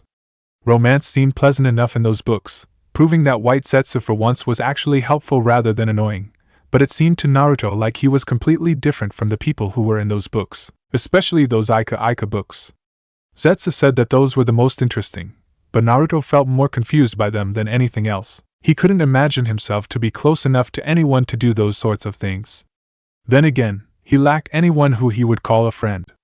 In fact, Guran was the first person of his own age whom he had formed a bond with, no matter how fragile the bond was. She had saved him, he had saved her, and they held a certain respect for each other's strength. That was about it.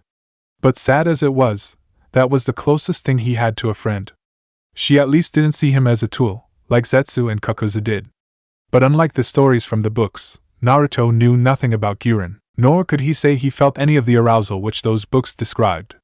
So that pretty much ruled her out. Fording Trough, a shallow river, the bridge had been broken. Naruto felt rather annoyed that he was told to minimize the usage of his chakra. Crossing the water by simply walking over it would have been much easier. But he wasn't willing to ignore Kakuzu's advice either. The man may be a sadistic asshole, but he did have an enormous amount of experience. Naruto had been beaten often enough to know that Kakuzu knew what he was doing as a shinobi. The man always seemed to know his next move. An hour later, Naruto finally reached a path which seemed to be used more often. The rain only seemed to pour down harder and harder while he moved closer to aim, until he got close enough to see tall buildings in the distance. Very tall, actually. Amigekyo looked completely different from any city or village which Naruto had seen before. A little while later, Naruto reached some sort of gate. Behind the gate was a bridge that led to aim, and Naruto figured the village was surrounded by water. This would be the only way for civilians to enter. The two men standing at the gate also seemed accustomed to scaring civilians. Halt, who goes there? Cheesy, Naruto sighed. Too cheesy. What? Can't you at least be a little less of a cliché? Get lost, brat, the other growled. Both men were slightly taller than Naruto, sporting dark and dark gray-colored clothes, and the only thing which somewhat drew Naruto's interest were their straw hats. Nice hats, Naruto smiled, although he knew either man could see this through the mask at the low half of his face. Sure would offer a good way to keep my head dry. Go buy one somewhere else, brat. Yeah, nope. It would appear that I have to go to aim, so please let me through. No one is to enter the village without the permission of Kami-sama or Tenchi-sama, Angel-sama. But you're a lousy infiltrator if you don't know who they are, and I don't give a damn either. Now get out of my way, you're starting to annoy me. Cocky little brat. The guard on Naruto's left took out an umbrella, apparently wanting to attack Naruto with the thing. Not that he got the chance. Vines erupted from the muddy soil, effortlessly breaking through the bricks, and enveloped the two not too intelligent guards. An umbrella would do nicely too, Naruto shrugged, walking forward to take the item from the bound man. I guess I shouldn't kill you. I would make a bad first impression on Pain if I did that, I suppose. The rain slowed, and Naruto noticed several sheets of paper. The shelter near the gate, used by the guards whenever there wasn't anyone approaching, also sported a small origami figure of an angel. Ah, so you're Tenchi-sama, Conan, Naruto chuckled. Well, you have the looks for it, I'll give you that. The paper fluttered in front of him, and led forward. Okay, I'll follow. Conan was waiting, silent as usual, with an Amigekyo. She led him into one of the tallest buildings at the western side of the village. Many stairs later, Naruto stood in front of the man known as Pain. The man radiated a chakra which seemed to be equal to that of a Jinchuriki, making Naruto guarded. But what unnerved him most about the man were his eyes. The light purple sclerae and irides with a ripple pattern that spread over the eyeball. Aside from the eyes, Pain looked relatively normal. The piercings were a bit odd, but not too unusual. The spiky orange hair was kinda cool, in Naruto's opinion. For some reason he really liked the color. So, you are Kunamori, Pain, or at least his Deva Path said, and you're no stand-up comedian. It worked on Kisame, Naruto shrugged. I am Pain, Pain said, as if that explained it all. It would appear this one victory has made the boy overconfident. Conan spoke for the first time. Yeah, getting my butt kicked and having to be rescued at least twice definitely made me very overconfident. Hell no. I need training. Last battle I found some kind of shoddy way to increase power, and I want to figure out how I did it. Besides, my control over my Kekkai Genkai is still subpar. Naruto was somewhat sarcastic, but spoke honestly. I've been walking through this depressing rain for half a day, and you blame me for trying to make a joke? Zetsu has a bad influence on you, Pain eventually sighed. But that is not the point. Zetsu showed me the recordings of the battle, so I know what happened during the battle against Yura. He can do that. Naruto blinked. That son of a bit, Acorn. That would have made things so much easier. Listening to them talking is freaking annoying, so if they had a way to record and show events. Zetsu has a habit of fooling people, Pain groused. Naruto felt his heart skip a beat, thinking that Pain had figured out that he was from Konoha. But fortunately, nothing followed. During the battle, you lost control of yourself. Why? Why? That's kinda hard to explain. Naruto scratched the edge of his face mask. The drying fabric was rather itchy. Try us. Conan wasn't exactly what Naruto would describe as a cheerful person. In fact, as much as he despised Haiden, The immortal idiot was easier to have around than the stoic and cold woman. Naruto just couldn't gauge her personality. It was almost as if she was already dead on the inside. Fine. Mokuton is a Kekkei Genkai which allows me to manipulate trees, but also pretty much all the other vegetation. But other than using them for battle, I can sense them. As if they're somehow connected to my body, which makes this place rather annoying for me. The blonde gestured around, to nothing in particular, as the industrialized surrounding and the high metal towers made it nearly impossible for him to sense the nature around him. Anyway, everything is driven by energy. All living beings somehow contain some chakra, even when they aren't born with the ability to manipulate chakra. But whether it's humans, animals, or plants, all things contain a certain energy. Pain nodded. His Rinnegan had already shown him this to some degree, although he was aware that normal shinobi were blind to this. Through my connection to nature, I'm rather susceptible to being controlled by it, rather than being the one who controls. Controlled by nature? Konan frowned. Naruto almost remarked on the fact that she was capable of facial expressions, but considering whom he was dealing with, it seemed foolish to say. How can nature control you? I'd say that the energy that permeates throughout nature has a will of its own. I can't say that I understand. Nor have I had a chance to reach out to it, like I did during the battle against Yura. I suppose that during the fight I was pressured to the point that I tried to use energy that wasn't my own, subconsciously tapping into the natural energy that is everywhere. It felt like I tapped into the energy of all of nature. I mean, a tree doesn't really make distinctions like we do. To nature, life and death aren't beginnings or endings. The fundamental rules are completely different, making it hard to understand from our human point of view. Is that why you got that symbol on your head? Naruto wondered how Pain managed to not make that sound like a question. Symbol? In Zetsu's recordings we saw how you had a red dot on your forehead, with a red circle around it, Konan clarified. I had? Naruto blinked. I suppose that was due to that burning sensation. Explains why Guran was looking at me like that, he mused. So this natural energy, how do you use it? Beats me, Naruto blurted out. Well, I know roughly what it was, and what happened, but it is hard to understand. And even harder to repeat. It is due to my Kekkei Genkai that I could do it once, but repeating it, well, that's why I agreed that I need more training. I mean, I know how to regain control now, but how to tap into that energy. It is a source of power that is simply too enormous to control or understand. I had to find a way to somehow accept that I couldn't control it, so that I could retain my sanity. If that even makes any sense. It doesn't, Pain said monotonously. That is why you will train. Here in Amagekyo you can train without interruptions. Your abilities will become important in our pursuit of capturing all the Jinchuriki. Right. Any chance I get to learn why Akatsuki is doing it? Konan looked at Pain, who seemed to be wondering whether to tell Naruto or not. Naruto could barely read the man's expressions, but Konan had known Pain far longer than he had. Too many people have died on these grounds, Pain referred to Amagekyo. Their pain was what caused me to grow up. Even an ignorant and foolish child can grow up into a man once he knows pain. One's words and one's thoughts will change accordingly. Within that endless life of pain, I continued to grow and cease to be a man. Yes, the man became a god. A god, Naruto said, unsure whether or not he finally found someone who surpassed Haiden in terms of lunacy. Things that I could not see when I was still a man are clear to me as a god.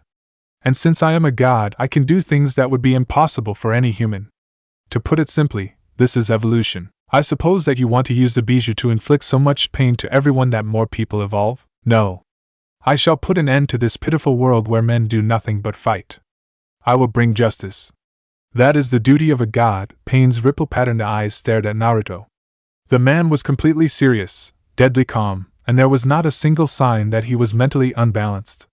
Other than the fact that he called himself a god, of course. I intend to use the bijou to create a new jutsu, one so powerful that it will lay waste to an entire country in one blow. It will be a weapon of unprecedented power and magnitude. Killing everyone would be a solution, I suppose, Naruto frowned. I have to admit that it doesn't make me all too happy about working for you, though. Many people shall die, and then the surviving masses shall live in terror. People, countries, the world, they shall all know pain. Their fears shall act as a deterrent, and the conflict will end. One might say that this is the path to stability, and that the world is growing up. Pain will force the world to mature the same way it forced me. Pain narrowed his eyes. The hand of God is necessary to guide the world, to set it on the path to maturity. I am a god who believes in the principle of peace, but this world is still a child. So you're telling someone who has spent years as a bounty hunter about your plan? Naruto felt some disbelief. Was this man truly trying to bring peace to the world? Kakuzu spoke of a great war. I guess he wasn't too far from the point. If the war escalates to such a level that everyone begins to hate it, perhaps there can be peace. But I doubt it'll make people abandon their grudges. Mankind can hate all at once, as long as it doesn't act. Pain seemed to understand Naruto's jab. But why Akatsuki? If you're a god like you claim, why not do it all yourself? Amigakure needs to be protected from the larger nations that have waged their wars on our ground. Akatsuki speeds up the realization of our goals. Especially with regard to the sealing process, which would take far longer if not for the other members. So his power isn't limitless. Good. For a moment I wondered if he truly was a god. Naruto looked at Konan, whose impassive posture didn't indicate one opinion or the other, and then looked at Pain. I can't say I understand humans. I see nature for what it is. If anything, I'd say then mankind is disconnected from the laws of nature. The old send the young to die, rather than foster the next generation like any responsible animal would do. A fox would only eat as much as it needs, yet men hoard wealth and power, leaving the majority of their kind impoverished. Your plan may end war, but will it change the world? People can never understand each other. The world of shinobi is governed by hatred. A chain of hatred, as one act of hatred causes the next. That is history. How would you face this hatred in order to build peace? I created Akatsuki in order to break that chain of hatred. The fear of pain will put an end to war. It will lead the world to stability and peace. In peace, mankind may change its habits. In peace, mankind may remove the inequality. For without strife one cannot exert power. Without power, one cannot hoard wealth. Naruto frowned, but nodded. He couldn't find a single opening in Pain's line of reasoning. The world was a dark and dirty place. Perhaps plunging the world into such darkness that people would collectively seek refuge in the light was a valid path. No sacrifice, no victory. Victory and defeat are irrelevant. What I want is peace. Still, such a forced peace, it might last a generation. Or two. Perhaps even a bit longer. But eventually people will forget. And then the wars will begin anew, Naruto pondered. I see. I suppose peace is a better cause to commit to than war. Not that I can claim to know what either truly is. I'm too inexperienced, but I can't find a lie in your words. You aren't deceiving me, like all the others.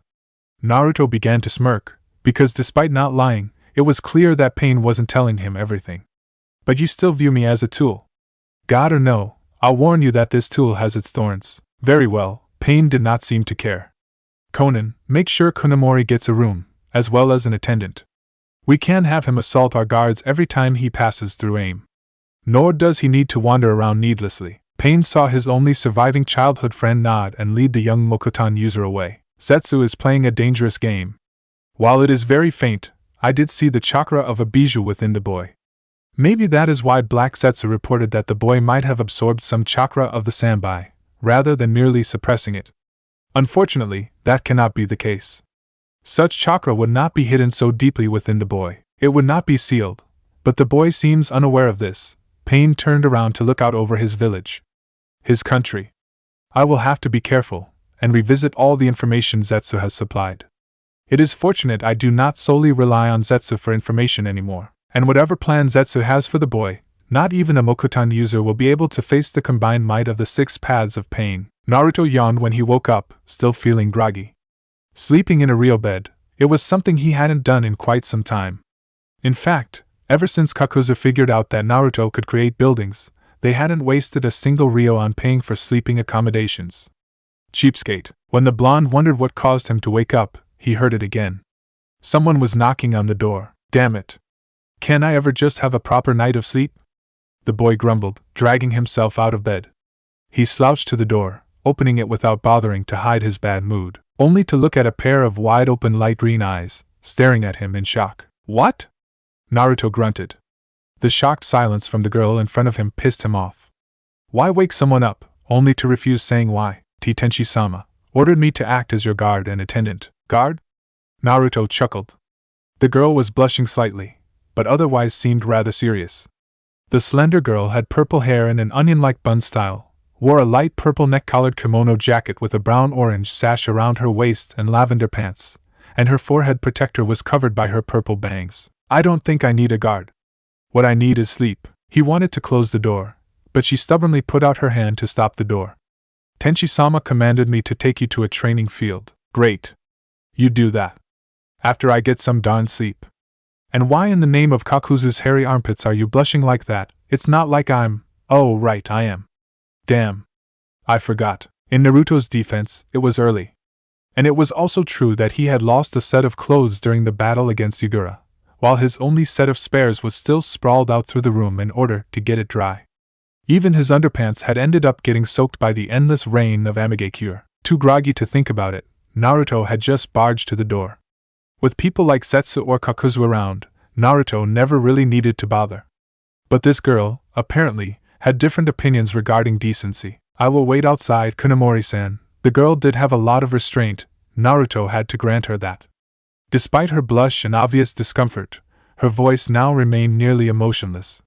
Nearly. Is she trying to copy Conan? Did the Ice Queen send her icy princess at me, to keep me on a tight leash? Perhaps I shouldn't have tried to lighten the mood yesterday. She probably hates my gut now, sending her strictest subordinate at me in order to bore me to death. Damn, and now I'm too wide awake to get back to sleep again. Might as well go with the princess. Naruto grabbed his dark blue pants, the cover for his face, put on his sandals, and looked around for his teal-colored Akatsuki ring. After he had everything, he put on his, still not dry, Akatsuki cloak, and walked out of his room. The girl had been waiting for him, patient and dutiful, but Naruto felt somewhat amused when he saw a look of relief in her eyes. Him not being dressed seemed to have embarrassed the girl quite a bit, although Naruto wasn't sure what would be so strange about it. He wrote it off as another thing about human interaction which he had yet to understand. When the girl got past her relief at his more decent state, she gasped and fell to her knees. I apologize for my rudeness, Kunemori-sama. Eh? What the hell are you doing? I was not aware that you were like Tenchi-sama and Kami-sama. She looked at the ground. My actions bring shame to my… Ugh, shut it, Naruto grumbled. And cut it out with the sama stuff. We're about the same age, right? The girl looked up, seemingly confused. Damn it, stand up straight, he barked. We can't talk properly if you keep kneeling like that. What's your name anyway? Ajisai, Kunemori-sama. Naruto's brow twitched. Just call me Kunemori. I should not address you as such, it is unbefitting of my… Do you need orders to stop saying it? Naruto grumbled. Just Kunemori, nothing more. As you command. I didn't yet arg. Just treat me like I'm an equal. All this submissive shit is freaking me out. Naruto pulled his own hair. Waking up early and then this, the limits of his patience were quite low. If Conan appointed you to look after me, do you know a place where I can get some spare clothes? One of those nifty straw hats would be nice, considering the crappy weather out here. Does it ever not rain here? I will show you our stockrooms. Ajisai inclined her head. Do you want me to show you the way to the training grounds afterwards, Kunemori-san? She paused and corrected herself when she saw his glare. Just Kunemori will do, and yes to both. Oh, and Ajisai? Yes? It is me who should apologize. For my temper, I mean. Ajisai didn't say a word, but the smallest of smiles crept around her lips. She led him down the tower, a building next to the building where he had met Pain. Naruto still wondered what his real name would be, as Pain just seemed to be a rather silly sobriquet. The storerooms were rather big. It contained everything a genin, chunin, or jonin of Amigakure needed. At least, the basic equipment. Naruto didn't care about tools, him being able to create practically everything with his Kekkai Genkai, but spare clothes were quite useful. While not the same dark blue, he did pick black pants, and switched his open sandals for a pair of closed boots. With all the water and mud, sandals weren't really comfortable. I apologize, but we cannot supply those robes. The older woman in charge of the magazine had a bad habit of bowing deeply every time she spoke to Naruto. While she was easily in her 50s, she had treated him as a lord at the first sight of the red clouds on his Akatsuki robe. We cannot sell the same clothes which Kami-sama and Tenchi-sama wear. It's fine. I'll take it up with Conan, Naruto grunted. Let's go, Ajisai. Yes, Kunemori-sama. Ajisai, my apologies, TSK. You don't even mean that, do you? Naruto stared blankly at the girl, whose slight smile made it obvious she was being cheeky. Oh well, he picked up one of the straw hats from the rack next to him. He idly wondered why the company producing the hat would call itself Luffy. Let's go to the training grounds. You don't happen to have any of those with trees, do you? We do, Ajisai blinked, a bit surprised at the request. There are training grounds in which our shinobi can practice for the conditions they face in Hai no Kuni. Perfect, Naruto smirked. This girl obviously had no idea of his abilities. Her response could be amusing. She tried hard to remain stoic, and while there was something solemn and sad about her, but she was also human. Her responses weren't as emotionless as she seemed to want them to be. For one, the fanaticism whenever she spoke of Tenshi-sama, the girl seemed to worship Konan. Days turned into weeks. Weeks blended seamlessly into the 3 months which had passed. During this entire time, Naruto had been training without pause, with Ajisai watching on in silence. While Naruto made progress, the time was less thrilling for Ajisai, who didn't really understand why Naruto spent so much time on meditation, nor could she really figure out his Mokuton Kekkei Genkai. She did spend a lot of time around him, on the other hand, as she was supposed to look after Naruto, on orders of Konan herself. A task which she executed with a nigh-religious conviction, which Naruto knew was due to how the girl idolized Tenshi-sama. But occasionally she brought her teammates Fu or Swearin along, showing a more human side of herself which Naruto found more interesting than the stoic and solemn mask which she usually put up. But usually she was just dutifully taking care of his needs, foods and beverages, clothes and other supplies. She usually brought it before Naruto even realized he needed something. It was an ability of her which creeped him out a little, as if she knew things about him before he did. On the other hand, having someone looking out for him like this was oddly pleasant. The training ground where he trained wasn't particularly big, only 1 or 2 square miles. It was only a small forest of feeble trees amidst a dreary country of mud and ruins, but nonetheless it was the trees that Naruto valued over the industrialized village, to the point where he made a simple cabin for himself, elevated from the ground by 2 mighty trees. True to his expectations, Ajisai had not known a thing about his abilities. Naruto had laughed at her surprise, yet failed to notice that her admiration had grown ever since. The depressing weather took a toll on him. This is why he made the cabin. Naruto had been tired of having cold and wet feet, was fed up with all the mud, so if he lived somewhere he'd do it high and dry. That was one of the few things he could agree on with the AIM population. Otherwise, Naruto didn't feel much love for the people of AIM. Short-tempered and specialized in assassination missions, it hadn't taken too long for the guards that Naruto met upon entering the village to do something foolish. The two, along with a few of their friends, made a rather grave mistake by trying to attack Naruto while he was in the center of his forest.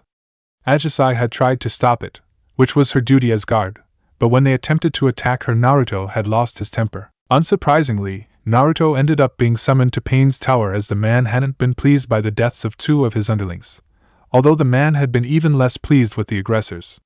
The surviving, but injured men would be facing a punishment from God himself, something which Naruto had found rather ironic, considering they pretty much acted out of revenge, just like Pain had killed Hanzo out of revenge. But Pain wasn't someone to be trifled with, so Naruto kept his mouth shut. Neither Pain nor Konan were any less depressing than the shitty weather anyway. Meditating as usual, and overthinking what had happened in his life lately, Naruto was waiting for Ajisai to return. She formed pretty much his only contact to the human world right now, with some sparse glimpses of emotions. Ajisai had a tendency to hide her thoughts from him, buried under her devotion towards Konan, he presumed, though, at times it almost seemed to him like she put him on the same pedestal as Pain and Konan, despite his insistence to treat him like a normal person. But of course she never listens to me, stubborn girl. She had offered to get something to eat, and Naruto didn't mind. He'd rather not leave the forest, feeling annoyed by the village itself. And she pretty much lived with him as well. The people are as dreary as the country itself. A life filled with war, suffering, and sorrow. It seems like everyone has the same negative outlook on life. Pessimism reigns unchallenged, and all the hopes of the people are focused on their god and angel. Perhaps that is why Ajisai is so distant, because she hurting too. A vengeful people, filled with anger against the nations that surrounded them. Too passionate. Naruto knew that he could get in trouble every time he crossed the village on his own, him being a foreigner. Usually Ajisai's presence prevented trouble, because usually people wouldn't attack Ajisai. Usually, Naruto scowled when he noticed how she rushed into the forest, chased by someone far stronger than the Chunin-level Kunoichi. She was fast and nimble above her rank, but lacked the chakra reserves to earn any promotions at this time. So, whoever was stupid enough to act against her, Ajisai would lose once the other caught up to her. Guess I shouldn't go attacking people at random this time. I'd better go there and see what's going on. I can always decide to kill the moron if need be. Whether I attack from here or let the Jonin get close, it doesn't matter anyway. Yo, Ajisai, what's going on? Naruto greeted with a smile. Kuno, Mori, Sam, Mei, she panted. After all this time, still the honorifics, Naruto shook his behugged head in mock disbelief. His longer blonde hair always took so darn long to get dry from the rain, so he preferred wearing a hat. So who is this moron? This has nothing to do with you, foreigner, the AIM Jonin snarked. This is between me and Ajisai-chan, so get lost. He made a proposal. I refused, Ajisai admitted when Naruto looked at her. He did not give up. So basically you're being harassed by this guy, Ajisai nodded. Nonsense. My offer is fair. In return for giving me a few sons, she will have all the wealth and prestige that my family will bring along. Naruto looked at the man. He was in his early 20s, had short dark hair, and dark blue eyes. Sporting a set of umbrellas, Naruto figured that this was another one of those pesky needle specialists. Fu and Swearin, Ajisai's teammates, used the same trick. Getting turned into a pincushion once had been an incentive enough to create a wooden armor of his own. If I ever hear you're annoying her again, I'll tear off your balls, Naruto said coldly. Now get lost. Count yourself lucky that AIM needs its Jonin. Predictably, the man reacted violently. They had too much pride and were always so easily taunted, even the Jonin. The barrage of needles was something which Naruto didn't even bother to dodge. The right-on jutsu which he used as follow-up was something Naruto had not anticipated though. Lightning release was very rare in this country. It was nothing which a simple Kawarimi no jutsu couldn't solve though. Plucking the needles from his wood-covered skin, Naruto turned to Ajisai. Seems like I can argue that I act in self-defense now, don't you agree? Although the attack is still too pathetic to really excuse a more violent response. Impressive, the Jonin drawled, ignoring Naruto's jab. Obviously the man was not very skilled as a censor, or he would have backed away by now. Then again, Naruto wasn't wearing his Akatsuki coat, so the Jonin couldn't see who he was messing with either. So you can even dodge that. What is that? Amassing chakra, Naruto went through the 5 seals which he had learned through Madara's scrolls. In these past months, Naruto had gained a better understanding of the nature that surrounded him. The strict control he had held over his jutsu before had been a mistake. Living things needed to have a consciousness of their own. That required him to give the jutsu space, rather than smother it with a tight control. The wooden dragon which appeared at Naruto's feet definitely had an awareness of its own. The creature had a short trunk-like nose, and its eyes glowed with a yellow light that froze the Jonin in his tracks. Its mouth opened, revealing long wooden teeth. Its snake-like body, as thick as the man was tall, was covered in hardened spikes, akin to scales. Faster than the Jonin could react, the wooden creature ensnared the man, wrapping around the man's body just tight enough to hear the snapping of 1 or 2 bones, but not tight enough to kill the fool. The man screamed like a little girl when the jaws of the dragon descended upon him. Kunomori-sama, don't do it! Ajisai exclaimed. Calm down, Naruto sighed. And when will you ever learn not to call me? I apologize, she bowed before he even finished his sentence. You do that every time, and despite me telling you not to, you keep treating me like I'm your superior. The blonde shook his head, feeling actually disappointed, an emotion which confused him a little. And no, I'm not killing this moron. I'm only testing whether this little dragon can sap his chakra, and if I'm not mistaken the dragon absorbs chakra with its mouth. Seriously, if I wanted to kill the man I would have made a larger dragon. Although Naruto wasn't willing to say that he probably couldn't make a larger dragon, considering how little wood there was to work with in this place, there still was that annoying limitation, that strange block he felt when trying to produce more wood. He could only expand it to a set amount before he reached his limits. Should I? Conan is already on her way. Didn't you notice the strict surveillance in this forest? Your angel doesn't trust me more than she needs to. Naruto laughed a hollow laugh. I'll leave it to you to report to her. Thank you, Ajisai bowed. Naruto knew how honored the girl was to get another chance to speak with her great idol. Naruto rather returned to his home. There he would at least not end up getting soaked by this damned rain. He was really starting to get fed up with the rain. Not long after Naruto resumed his meditation, seeking connection to the natural energy like he had done during the battle against Yura, Ajisai returned. Tenshi-sama wasn't pleased with the Jonin, she spoke up. But she was pleased you did not kill him. Amagekyo needs every shinobi it has. It does, but he was within his right to claim me, she muttered. When he looked up he saw her sad expression. During the reign of Hanzo, his loyal jonin were expected to find powerful partners. The aim was to produce powerful offspring. I am of an age that I can give birth, and some say my skill has promise. According to the old laws, he was within his right. Yet you refused and returned here. Why? Because I hoped that you would protect me. Even though it is within his right, I'd rather not be claimed by someone like him. Such faith, Naruto chuckled. And yet you keep insulting me. From now on you'll call me Kunemori-kun, is that understood? Are you claiming me? She blinked. If she was told to use that suffix, it had to imply that. What? No, I want you to treat me like a friend, Naruto frowned. I doubt you would want me to claim you. It sounds like a rather barbaric practice, to be honest. She remained silent, fidgeting a little, obviously uncomfortable. You don't mean to say that. Naruto looked at the girl, whose blush was starting to become rather obvious now. Even to the rather oblivious Naruto. Ajisai, I'm probably the worst kind of guy you could find. You're not. I am. Listen, I don't even know who I am. It's nearly 2.5 years ago that I almost died in a battle. Someone within the organization of Akatsuki saved my life, but I can't remember who I was. All I know is what I've learned since that day. And that's bounty hunting. I'm a murderer, Ajisai. Hardly the kind of good guy that you'd find in those books you like to peek in. He pointed at the bookshelves within the cabin. While she waited during his training, she often read those books. I can't be that sort of. Why do you talk so badly about yourself? You're not. Naruto scowled slightly. How could he get her to understand that he was the sort of person she'd better stay away from? He was a tool, a piece within plans of various schemers. He couldn't drag her into that. I can't, damn, what's wrong with me? Naruto wondered. When had things changed this much? Was it Guran who had opened his eyes? Why did he suddenly care about this girl? Why had it angered him so much that she had been harassed by that idiotic jonin? And how on earth had her attitude towards him suddenly changed so much? Ajisai, you should know that I barely know how to interact with other. I don't even know what it is to have a friend.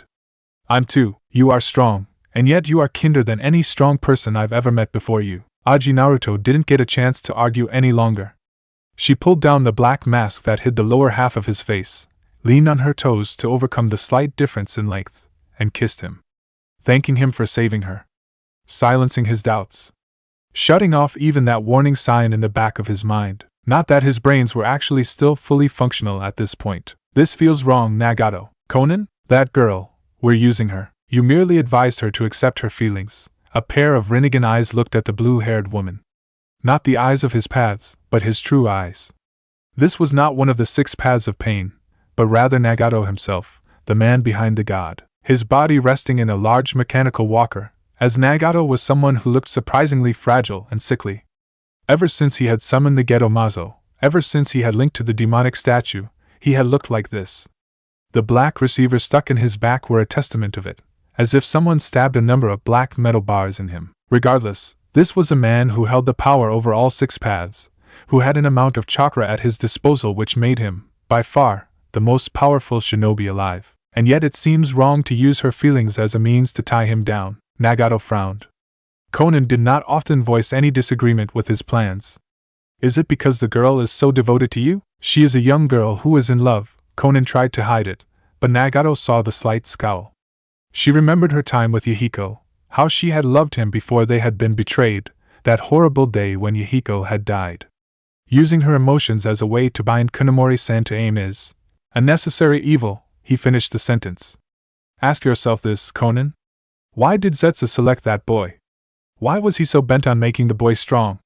The Mokuton is a very powerful Kekkei Genkai, even by my standards, but to use her as a tool, as a spy, her loyalty to you does not have to conflict with her love to him, if he remains loyal to our cause, Nagato remarked. His red hair fell in front his right eye. You appointed Ajisai because you had faith in her abilities and her loyalty. You remembered her because she was one of the few who passed the Chunin exams in Sunigakure. True. But why her? You heard him. He knows he is being used as a tool, and he hates it, Conan countered. She didn't add it, knowing he would not appreciate it, but any plan that involved using the love of a teenage girl like that just seemed a lot like how Hanzo had caused Yahiko's death. After all, it was Conan's life that had been threatened, when Yahiko willingly threw himself onto Nagato's kunai. He had rather perish than let anything happen to his beloved. And now Nagato was setting up the same scenario for Kunemori and Ajisai? Had he become just like the man they despised? I highly doubt that the boy is easily manipulated, Nagato admitted. It is why I told him the truth. He could be a powerful asset to our cause. What he did not share with Conan, however, were his suspicions regarding who the boy truly was. There was only one Jinchuriki who had gone missing, several years ago. A blond boy by the name of Uzumaki Naruto, the Jinchuriki of the most powerful bijou of them all, the Kyubi. Nagato suspected that the chakra he could see within the boy, hidden so deeply and suppressed to such a degree that he doubted anyone without the Rinnegan would ever notice it, was in fact that of the Kyubi. The Kyubi needs to be sealed last. The Geto Mazo would destabilize if it was sealed before the other 8. Keeping the Jinchuriki close seems preferable.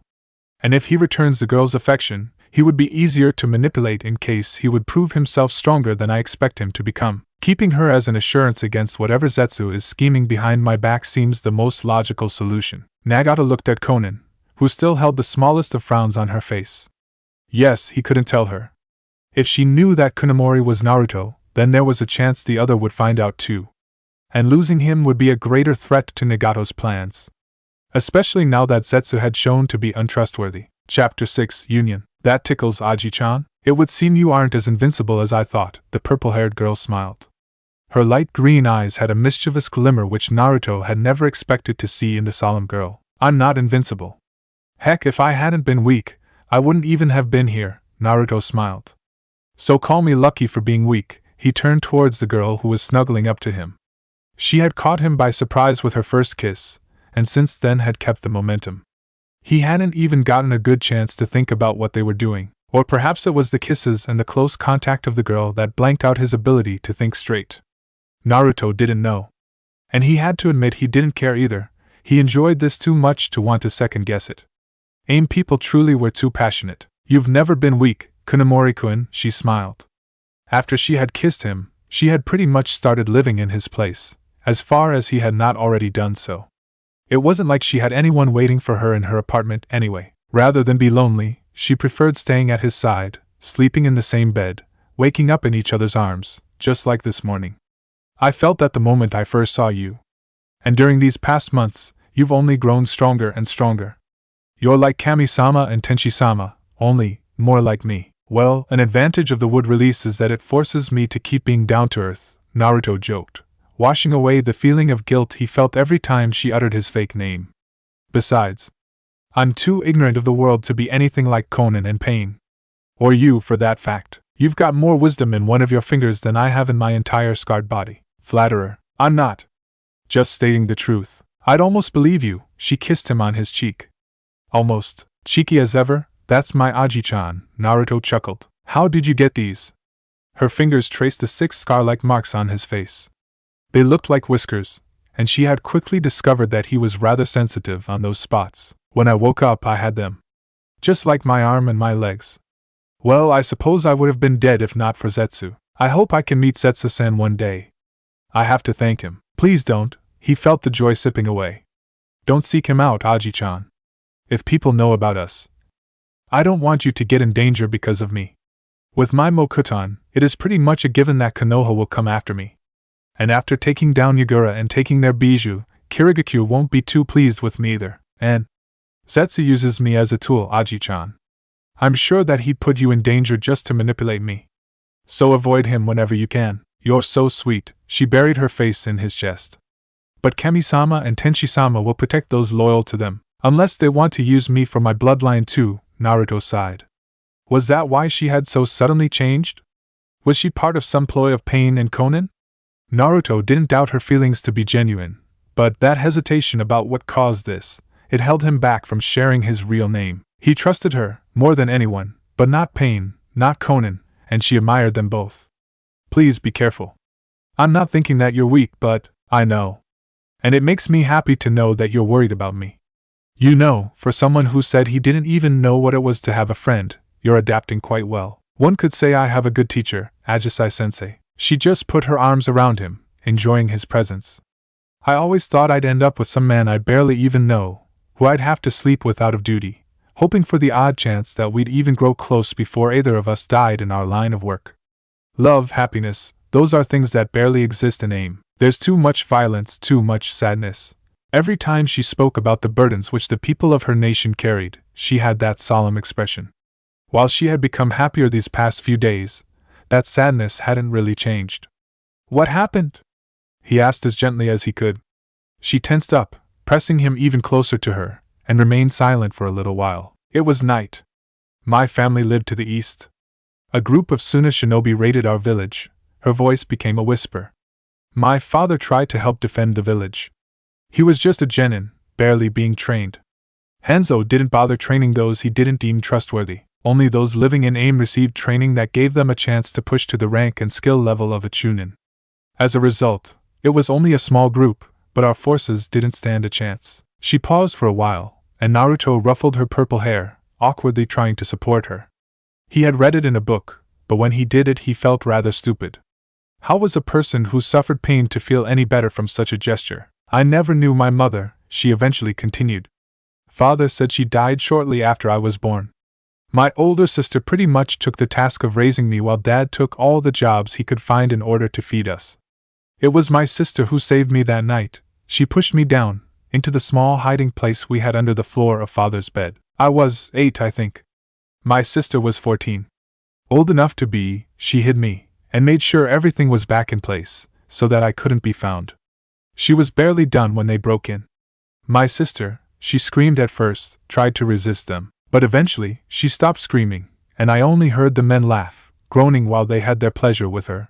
That's horrible. I was scared. He felt her tears, as she still had her face against his chest.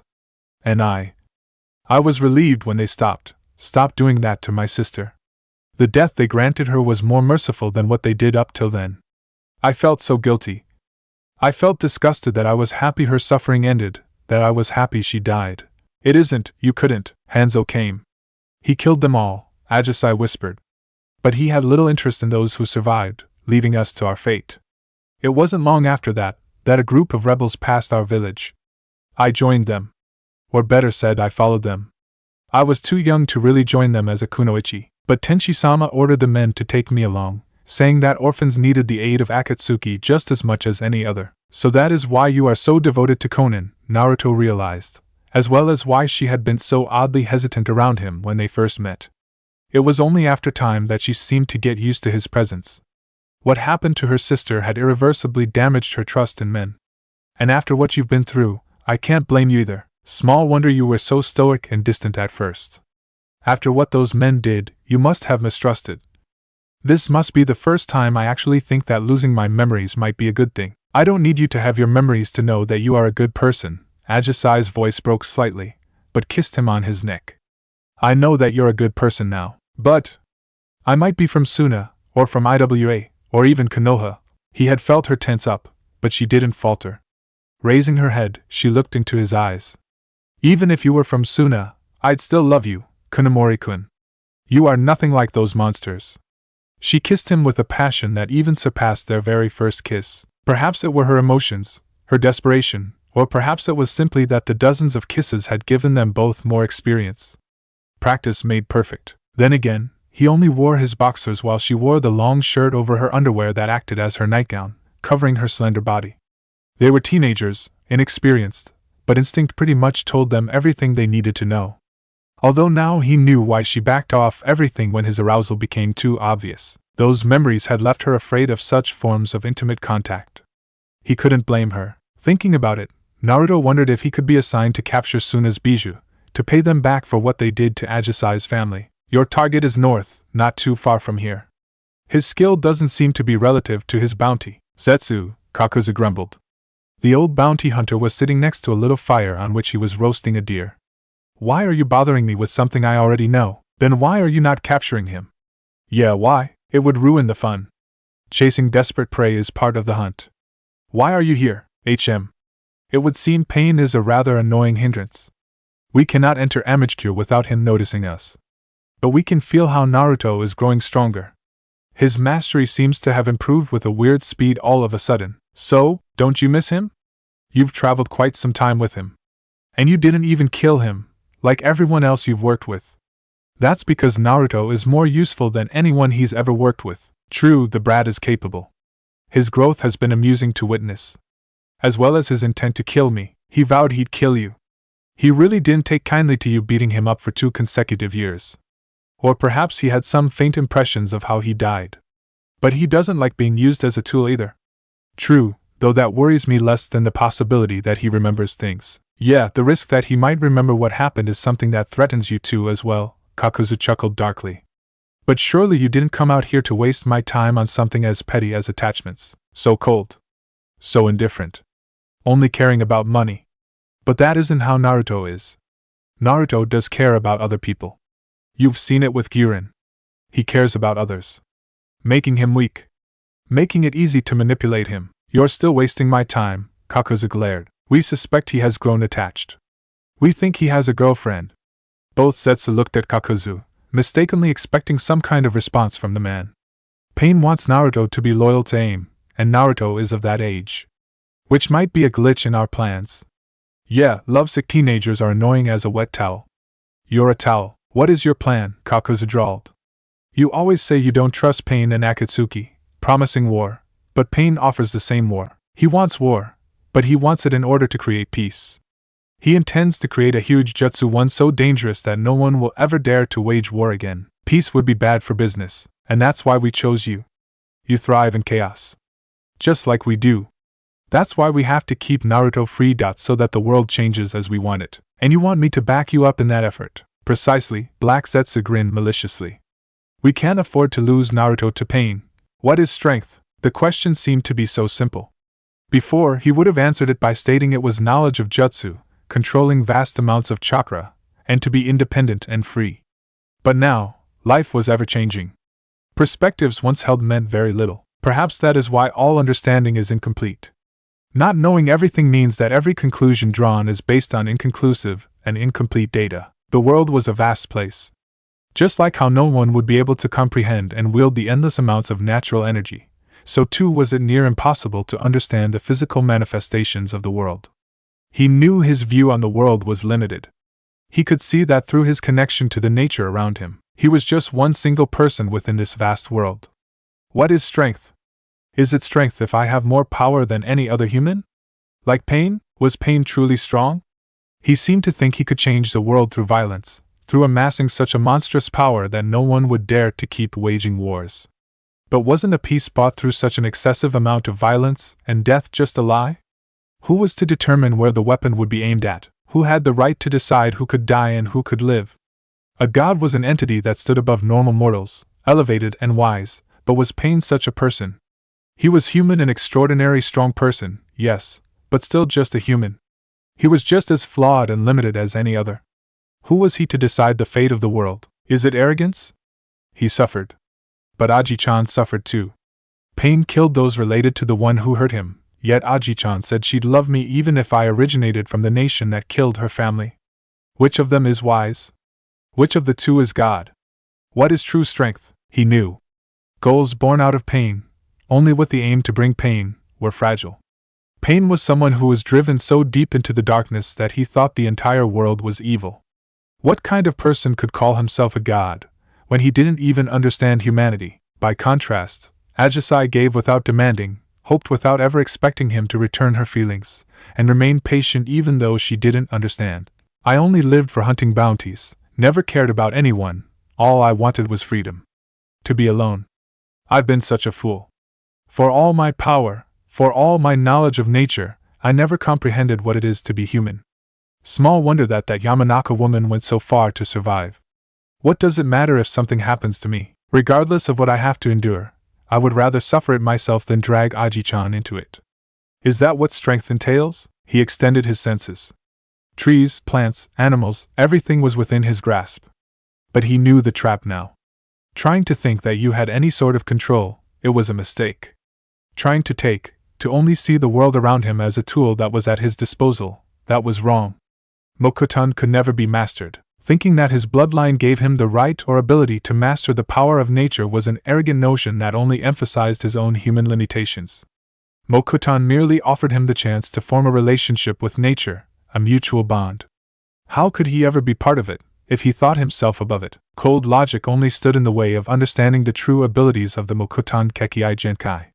No, Ajisai showed him the way. This why his abilities had suddenly changed upon seeing Guran's actions, how she protected him, how she cared about Yukimaru. Emotions, nature was too vast to be comprehended with logic. No human possessed the ability or mind to envelop such an enormous amount of information or knowledge.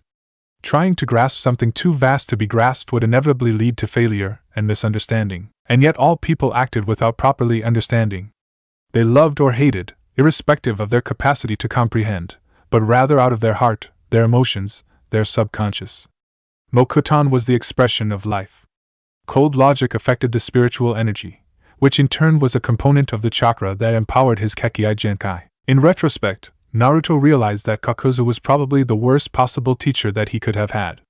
Perhaps Zetsu simply did not understand Mokuton, just like Madara had failed to understand. Guran had opened his eyes.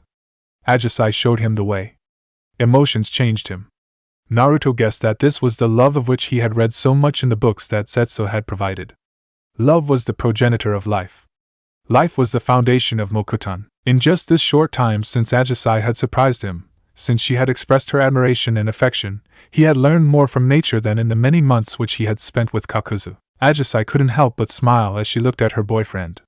Well, she hadn't actually asked him if he wanted to be her boyfriend, but then again, he was cute when he was flustered, even cuter when clueless. Although, now that she could see the red pigmentation around his eyes, lines which extended all the way from his eyes to his ears, she wondered if he really was clueless. At first, he had struggled to only get that single dot on his forehead, but in the past few days he had improved drastically. The dot on his forehead had gotten a ring around it, and the same color of pigmentation had grown around his eyes. She couldn't say she understood why he needed to meditate as much as he did, nor why those markings mattered so much, but he did look like an entirely different person with them, powerful, overwhelmingly powerful. But the strange thing about it was that she had difficulty sensing him when he did this. He had tried to explain, but Ajisai hadn't managed to process even a tenth of the confusing description he had given of his powers. It had something to do with drawing energy from nature, on the impressions, smells, and images he got through his connection to the world itself. To him, meditation was a way of being taught. It seemed preposterous to her, as she was taught that a shinobi needed chakra, which was a mixture of physical and spiritual energies. But for some reason he found a third source of energy. He argued that it came from his Kekkei Genkai, but when he tried to show her, well, it was a bit like the times when Fua and Swerin tried to explain to her how to see chakra, with them being sensory-type kunoichi. Similarly, they had barely understood how Ajisai could learn Fuin jutsu so easily. To her it was logical, but to Fua and Swerin her words might as well have been spoken in a foreign language. But his claim that chakra was almost something sentient was just too bizarre for her to properly process. On the other hand, he did show several odd skills. Kunomori-kun has always been more than a usual person. Ever since the first day I met him, he insisted I treated him like an equal. But at that same moment, I knew he was someone way above me. He is like Pain-sama, like Tenchi-sama, not like simple humans like me. She sighed, idly twirling a finger through the purple bang that fell in front of her forehead. If Pain was a god to her, and Conan an angel, then Naruto, whom she knew as Kunomori, would be at least a demigod. Why did he even accept me so easily? I'm barely worthy of standing in his shadow. Aji-chan. Yes, Kunomori-kun. She quickly got on her feet, hurrying when he called for her. Feelings or not, she still had a duty to perform, a duty given to her by Conan, Tenchi-sama, herself. She did not allow her own depression to be in the way of that. You said you have a summoning contract, right? Yes? She blinked. That pigmentation around his eyes gave him such a serious expression that she nearly faltered under his gaze. Is this the same person that I woke up with? She wondered. He seemed so different from the cuddly and kissable blonde. He seemed so innocent when he slept. Before, he always slept with unease, but ever since they were together, he seemed to have found some peace of mind that enabled him to sleep calmly. Although the bulge in his boxers made her feel rather, well, uncomfortable wouldn't be the right word for it. She knew it was a morning thing for men, but still, the thought of what she could do with it made her lose what little confidence she had. The scars that her sister's death had left hadn't faded, even if she did feel her body desire his. Who am I kidding? This is a dream. A perfect dream. But one day, I'll wake up and find that he's gone, that he has found a woman who is as strong as he is, someone who is his equal. Who is better than I am. Not someone like me, who, a pair of strong arms pulled her out of her thoughts, pulling her into an embrace that startled her. Keikuno, why do you always look so sad when I'm training? Should I tell him? Would he laugh at me? Or worse, would he agree? Would he admit that he's just using me for his own pleasure, casting me aside as soon as his training is done? Aji-chan, do I have to tickle it out of you? I'm not as ticklish as you are, Kunomori-kun, she giggled in spite of herself. He cheated. Tickling her with vines had to be against the rules. I'm just worried. Why? Is someone bothering you, other than me? No, Ajisai sighed. It's just that you are so much stronger than me. Why would that worry you? He blinked. He said he doesn't remember where he's from. Perhaps he simply doesn't have the same ideals as the people of AIM? She allowed herself a small shred of hope, before forcefully putting it down. Life did not allow the people of Amigakure to indulge themselves in idle fantasies. I'm not worthy of you, she finally admitted. She figured that if he'd tear her heart out, he might as well do it now, before she reached a point from which she couldn't recover. What kind of nonsense is that? She saw him grimace. Why on earth would my strength make you unworthy of? You're the best thing that's happened me in all my life, but I'm weak. Someone like you should. Do you know why I'm getting stronger? The blonde gently put his hand under her chin, forcing her to look at him. Any idea of her trying to seduce him seemed so wrong now. This girl had no hidden agenda, no underlying purpose, and she truly loved him for who he was. Yet, she obviously felt inadequate compared to him. How wrong she was. I'm growing because of you. I know, it sounds like a stupid cliché, but it's true. Mokuton is literally the conversion of chakra into life. And you've made me feel alive, more than anything else. Rather than the cold logical view on the world which I was taught, you've shown me a world filled with emotions. It affects my mood, my chakra, and it is the reason why I can say it without lying. So, you don't care that I'm weak? Ajisai hesitated. In AIM, strong people like you are supposed to find the strongest kunoichi as their partners. You are stronger than any of our jonin, while I'm just a common chunin. But no one would care for me like you do, nor is there any that I care for as much as I care for you, so what does it all matter? Hell, whether you're able to kick my ass or whether you were a civilian, I don't care. It is you that I care about, not your power. Besides, you are not as weak as you think you are. He kissed her. If anything, I'd argue that I'm the one who isn't worthy of you. I mean, look at me. I'm covered with scars, and the worst ones aren't even visible. And yet you never made a problem out of it. For months you silently looked after me, and suddenly you jumped in my arms. Even when I don't even really understand this whole emotions thing, I can promise you one thing, Aji-chan, and that is that I've never felt anything like this for anyone but you. Any thought of training was forgotten when she kissed him. Barely taking the time to wait after she knocked loudly, the kunoichi of the intelligence division barged into Tsunade's office. It's bad. Godame-sama, what is it? Tsunade was annoyed by the interruption. She was enjoying a fairly calm and enjoyable day so far, what with only handing some simple missions to her troops. Team 10 had just gone out for a simple escort mission, and she was about to call it a day. Not having any cases to give her headaches was nice for a change. Unfortunately, that peace wasn't here to last. Sunagekure was. The Kazekage has been taken by an organization called Akatsuki. We just received the message, the black-haired woman blurted out. Shizen gasped, and Tsunade grimaced. Gara. Assemble a unit of Umbu, she snapped at Shizen. Ask for Tenzo. He can pick 7 others, the strongest he can find, and is to report here within the hour. Tsunade-sama? They will have to set out to Suna immediately, assess the situation, and aid Suna wherever possible, Tsunade clarified impatiently. I'm not going to attack them. Konoha and Suna are allies. If someone abducts their leader, we, as their allies, must be there to aid them. You are supposed to wear your ring at all times. Eh? Was it? Naruto struggled to open his eyes. He felt Ajisai stir, suddenly shriek, then attempt to hide underneath the blanket. Aji-chan? He blinked, looking around in the cabin. Conan? He noticed the blue-haired woman standing in the door opening. I'm sorry if I am disturbing anything, but you weren't responding to the call, Conan drawled, her expression as emotionless as usual. So if you could get dressed and put on your ring. Disturbing? Nay, we're just sleeping, together. Naruto scratched the back of his head, painfully aware that he wasn't wearing his mask either. I guess it would be rather pointless to say that Ajisai decided to stay because we kept training till it was dark. You should really lighten up a bit, Naruto sighed, before turning serious. Fine, I'll come. But one thing, keep this a secret. If this Akatsuki stuff somehow gets Aji-chan hurt, if you fear what might happen to Ajisai, you would understand why I desire peace. If our desires are the same, she is in no peril, was all that Konan said in return. After all, she fought because the man she loved had died. It was up to Naruto to fight for the girl he loved, and keep her alive. Unlike Konan, he still had a chance to protect his happiness. Putting on clothes in the ring, Naruto discovered that the ring acted as a communications device as well. Pain was not amused. Then again, Naruto had never seen the man do anything that remotely counted as a smile. It turned out that Orochimaru and Sasori had succeeded at capturing the Jinchuriki of the Ichibi, while Kisame and Haiden had caught the Jinchuriki of the Nibi. There went his plans of visiting Suna. Sealing the Sanbai had taken 3 days, so too Biju. Naruto wasn't too thrilled.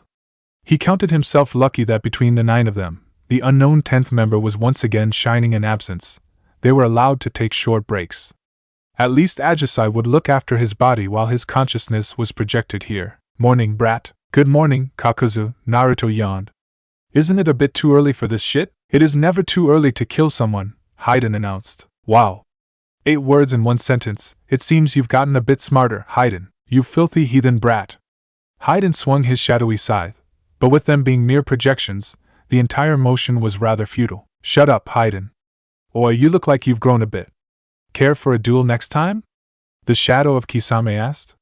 Who knows, Kakuzu might even put some money on you this time. Right. Kakuzu and gambling, Naruto chuckled. What's the next thing you're going to say, that Haiden is secretly a pacifist?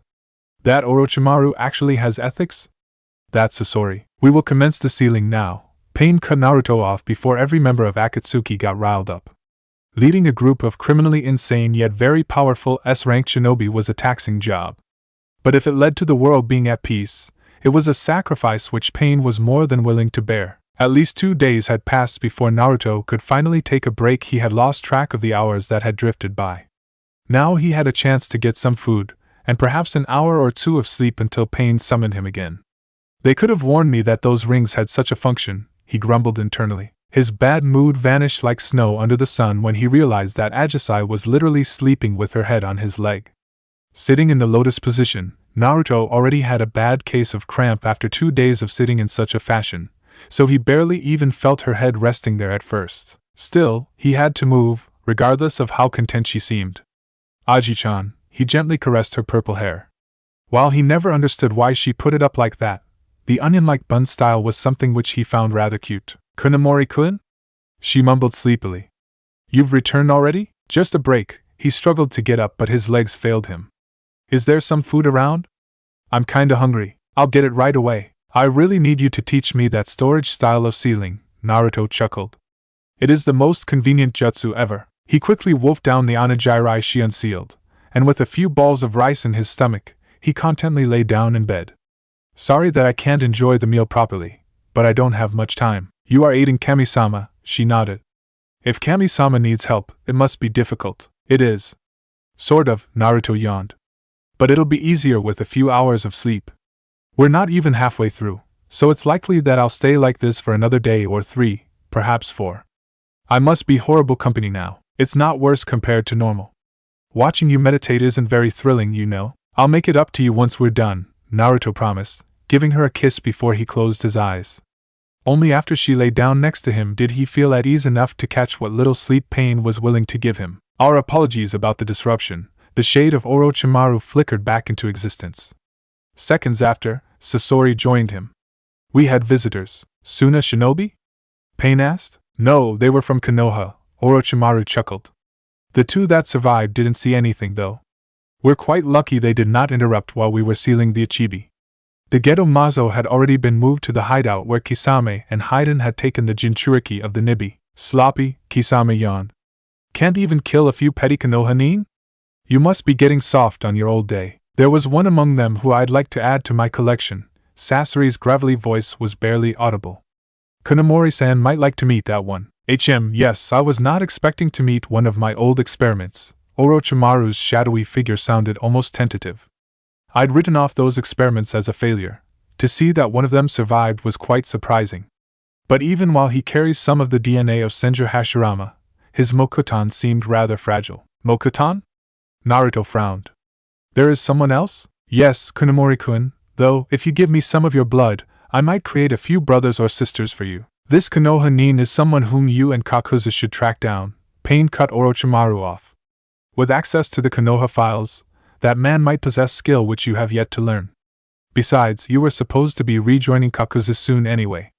With the Ichibi and Nibi down, it is time for our organization to start moving in earnest. The Kyuubi should be reforming soon, Zetsu supplied.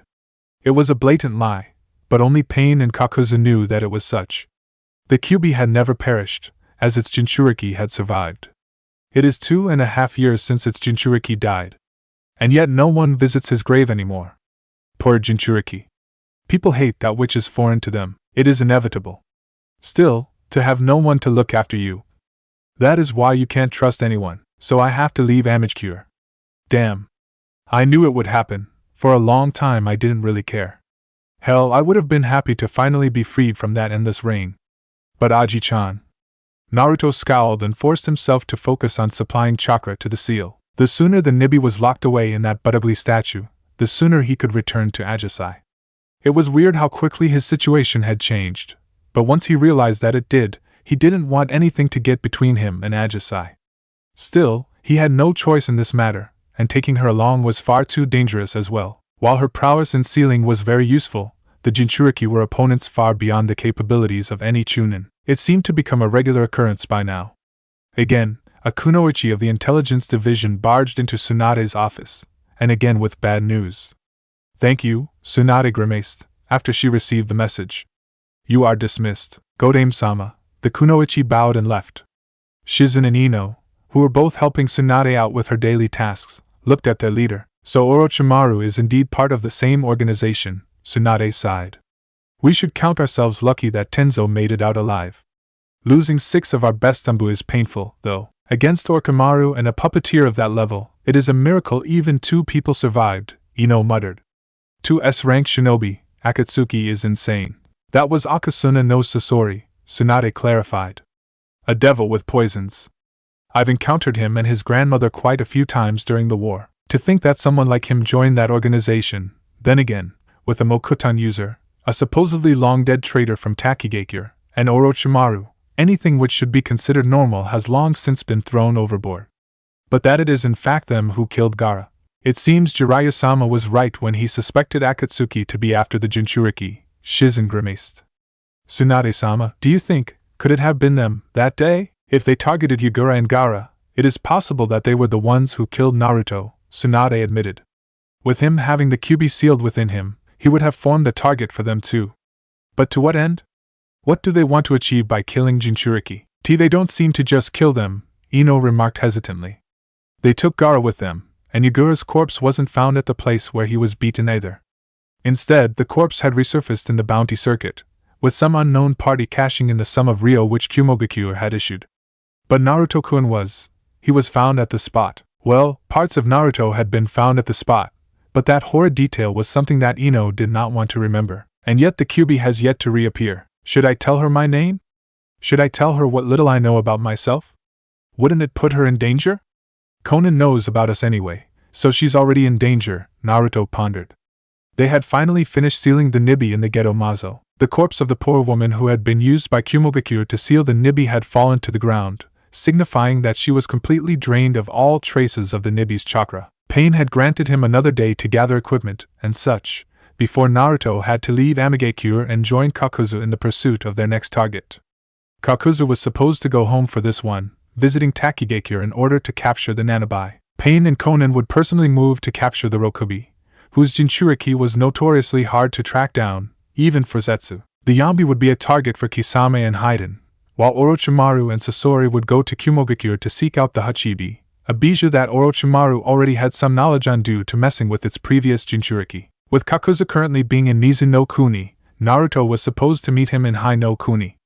But due to Naruto being closer to the rendezvous than Kakuzu, Pain had not seen any reason for Naruto to leave immediately, something for which Naruto was grateful, as he didn't want to leave without saying goodbye to Ajisai first. But how? He saw her sitting at the veranda of their cabin, elevated from the ground by a thick tree, dangling with her legs over the edge. Judging by the drenched appearance of her lavender pants and light purple kimono jacket, she had just come back. The floor creaked and her head jerked back, seeing him as he tried to sneak up to her. Welcome back, she smiled. Another break, or are you finished? For now, Naruto sighed. But I have to leave AIM tomorrow. To her credit, she winced and only showed her real emotions for a fraction of a second before her smile returned. It was slightly forced, perhaps, but she was determined not to show that she felt hurt. I knew this day would come. Tenchi-sama said that I would only have to look after you for a few months at most, Ajisen admitted. But I know it is selfish. I don't want to leave either, Naruto smiled sadly. And if it were possible, I'd take you along. But the people whom I'm after are too strong for that. Last time I fought one of them, I nearly ended up dying. Hell, I would have died for sure if it hadn't been for Guran and Kakuzu. But now, I'm stronger, I know that, but I'm unsure whether I'm strong enough to keep you safe, and I'd never forgive myself if something would happen to you. Not that I think you are weak, but these are all S-ranked people. I know, she sighed. He sat down next to her, his legs dangling down. Personally, he didn't really understand why Ajisen liked heights. Perhaps it was because she lived most of her life in the skyscraper hell. AIM was too industrialized for his liking, too much stone and metal, too little greenery. Tenchi-sama and Kami-sama need your help to end the wars. But is there a way to end it all good? I don't think it is. But what is the alternative? War left its scars on people like Pain and Konan, but also on Aji-chan. I can't let this situation continue.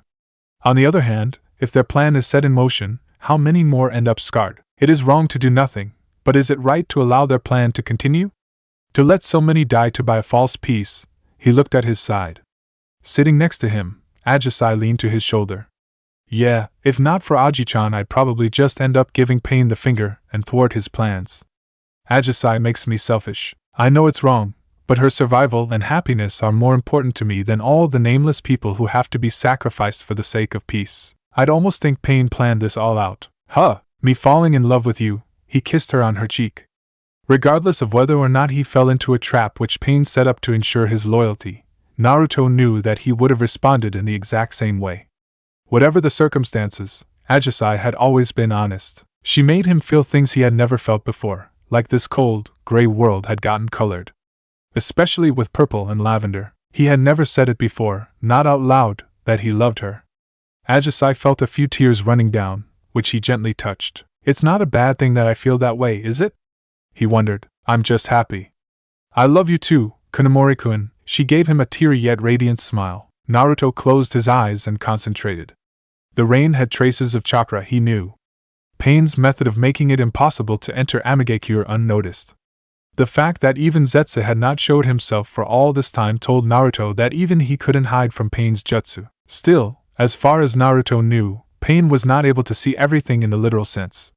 He noticed anomalies through the rain, yes, but could not see everything within the rain.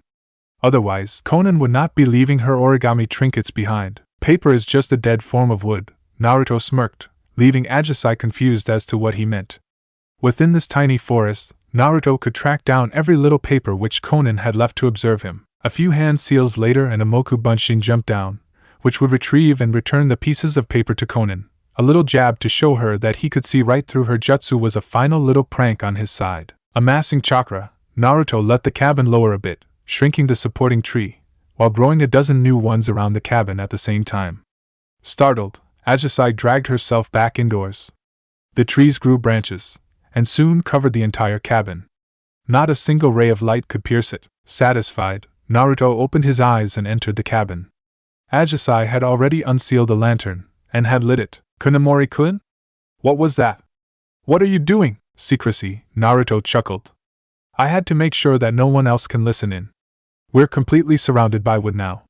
Only filtered air enters, but not a single drop of rain will pierce these defenses. Why? Ajisen frowned. It seems rather excessive. Naruto helped her lighting another few lanterns, so that they could properly see each other. Before I leave, I want to be completely honest, Naruto admitted. But knowledge is dangerous in our world. Honest? I don't understand? Kanamori is not my real name, Naruto sighed. It is a name given to me because I have to hide my real identity. Why? Who are you? I don't really know who I am. That's something I can't remember. But I do know my name, Naruto, as well as the fact that I'm originally from Konoha. Naruto shrugged, feeling rather helpless. Not that I can remember Konoha. Hell, I only know my name because Zetsu gave me 2 options, and only Naruto sounded familiar. Zetsu warned me that because I'm from Konoha, I should hide my name from Pain. From what I was told, Pain lost someone due to Konoha, and has a grudge against the village and its inhabitants. So, you're from Konoha. I understand that it is difficult for you, Aji-chan, but I don't want to lie to you any longer. I just hope that I haven't hurt you by doing that thus far. If you're mad at me, Stop it, she closed in and hugged him. I told you that I don't care where you're from. And a name doesn't change who you are, Kuno. Naruto-kun. It'll take some time to get adjusted to the name, so you're not mad at me? Naruto blinked. How can I be, when you're honest with me, in spite of the risk it puts you in? Ajisai smiled. I don't know what Konoha did to Pain-sama, but you didn't do anything wrong, yet he won't care about such distinctions. Did the infants that were related to Hanzo do anything to hurt Amigakure? Naruto asked her. She couldn't answer that. In truth, she'd felt relief when she learned that Hanzo's entire family had been eradicated, and now, if Pain finds out I'm from Konoha, he will desire my death, and when Konan tells him about us, he will target you as well. Pain might even use you as bait to lure me into a trap. That is why I went so far to hide us from his eyes. You must not tell him or Konan. I made it pretty clear to Konan that I wouldn't like it if she blabbered about seeing us sleep in the same bed. I don't really care if he wants me to die, but if he hurts you, don't you think I'd be hurt if something happens to you? Ajisai snapped. She grabbed him by the collar of his robe. Don't you think I already hate it that I can't help you? I can't even protect person I love. Her head hung down, and Naruto could hear her sniffle. I'm coming back for you, Aji-chan. No matter what happens, no matter what I have to do, I'll return to you. Even if I have to destroy the world, I'll never let you down. Naruto-kun, she leaned towards him, kissing him. She kissed him like they were already saying goodbye. Somewhere along the line, he had taken hold of her right hand, and she felt his chakra swirl. Breaking contact, she saw what he did, 2 rings from one sort of wood. That way you'll always recognize me, and you, Naruto smiled. No henge in the world is going to fake this. It's made with the energy from nature itself, so only I will be able to sense it. And when I'm close enough, you should able to sense me through the ring, as it'll respond to mine. This. I claim you, Aji-chan, Naruto kissed her, and you, Naruto-kun.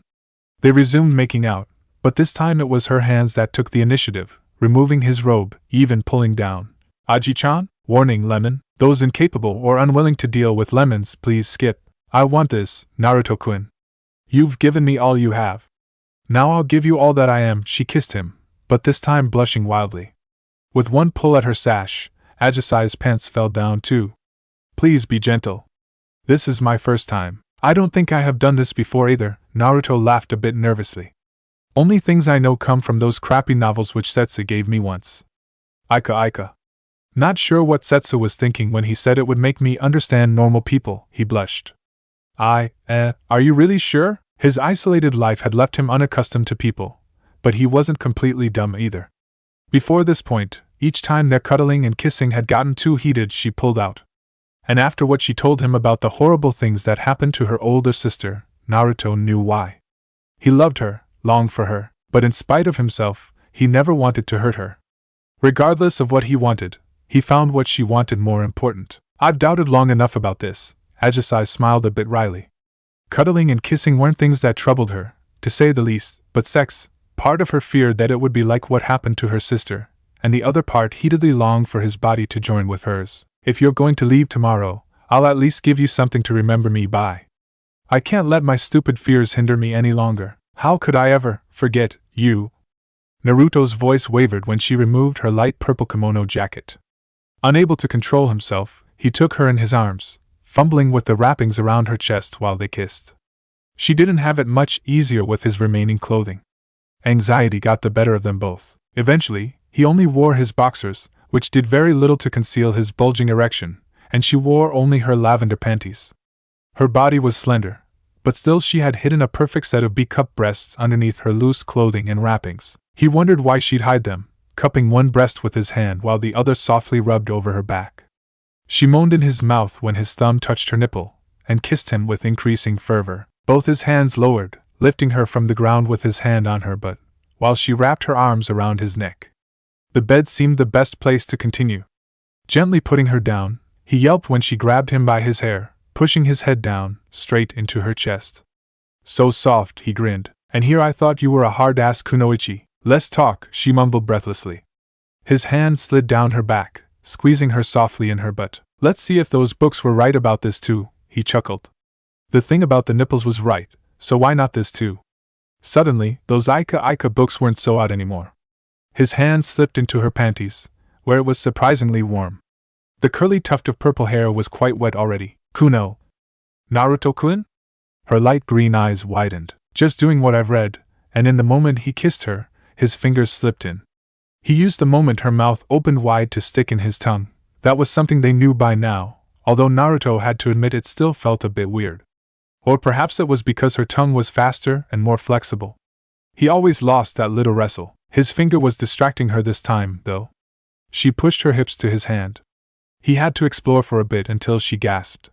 It seemed he had found a certain extremely sensitive part of her erogenous zone. The more he rubbed over it, the more her tongue went numb, and her eyes closed halfway, her blush only intensifying until she gasped, screamed almost, clenching her legs, and finally lost all senses for a moment. 1-0, he whispered in her ear. I gotta find the guy who wrote those books. He's a freaking genius. Even if she was still panting, Ajisai toppled him over, now being the one who pinned him down. I'm going to make you lose. Or at least make you put your inhuman stamina to good use, she leaned down and kissed. But this isn't the way. She tore away his boxers, and disposed of her own soaked panties in a similar way. With his member freed from the constraining cloth, losing those boxers was the last thing that was on his mind. Rather, he felt her private parts rubbing over his erection. Her hands moved over his chest, following the scars that were left the day he lost his memories. While Tobi's tissue had been completely integrated into Naruto's body, there still was this slight difference in color. Ajisai knew he was slightly bashful about it, but she didn't mind at all. Scars were symbols of battles he had survived. They were a symbol of experience, and the strength to endure such hardships. She knew he'd get involved in many more battles before Pain's plan came to fruition, and if scars were all that Naruto got from it, she'd be happy. He groaned as she kept teasing him, but her hands slowly moved down over his body. Neither of them was sure who was more awkward at the moment she took his penis in her hand. Don't move, Ajisai muttered. She moved her hips and let him in. Heavenly, Naruto moaned. Aji-chan? Just a moment, she grimaced. Less heavenly here. I'm sorry, Shut up, Ajisai flicked him on his stomach. It'll be great soon enough. Just be glad you're not a girl. I'm sure there are jutsu to change that temporarily, he grinned mischievously. Henge is just illusionary. Banter or not, Naruto cringed a bit when she lowered her hips further and let out a pained groan. He felt awesome, the moment he broke through some kind of barrier, but seeing her in pain dampened much of his pleasure. Then, in one move, and one more gasp, she took it all at blood? First time, silly, Ajisai smiled at his worry. And you better take responsibility. I already claimed you, Aji-chan. Nothing is going to change that. Even if I have to fight the Shinigami myself, I'm never letting go. Looks like I'm the one who holds you now, though. He felt her insides contracting while she slowly moved up, and then down. Another grimace, but not as bad as the first one. Gradually, her movements became less erratic, and her expression changed from the uncomfortable feeling she had first, to the pleasure which was starting to grow again. She was so absorbed by the feeling that was blooming, a sensation even more powerful than when his fingers had. Aji-chan, Naruto interrupted her thought with a rather alarmed expression. I see can't, too good, can't hold much longer, at all. Do it, Naruto-kun.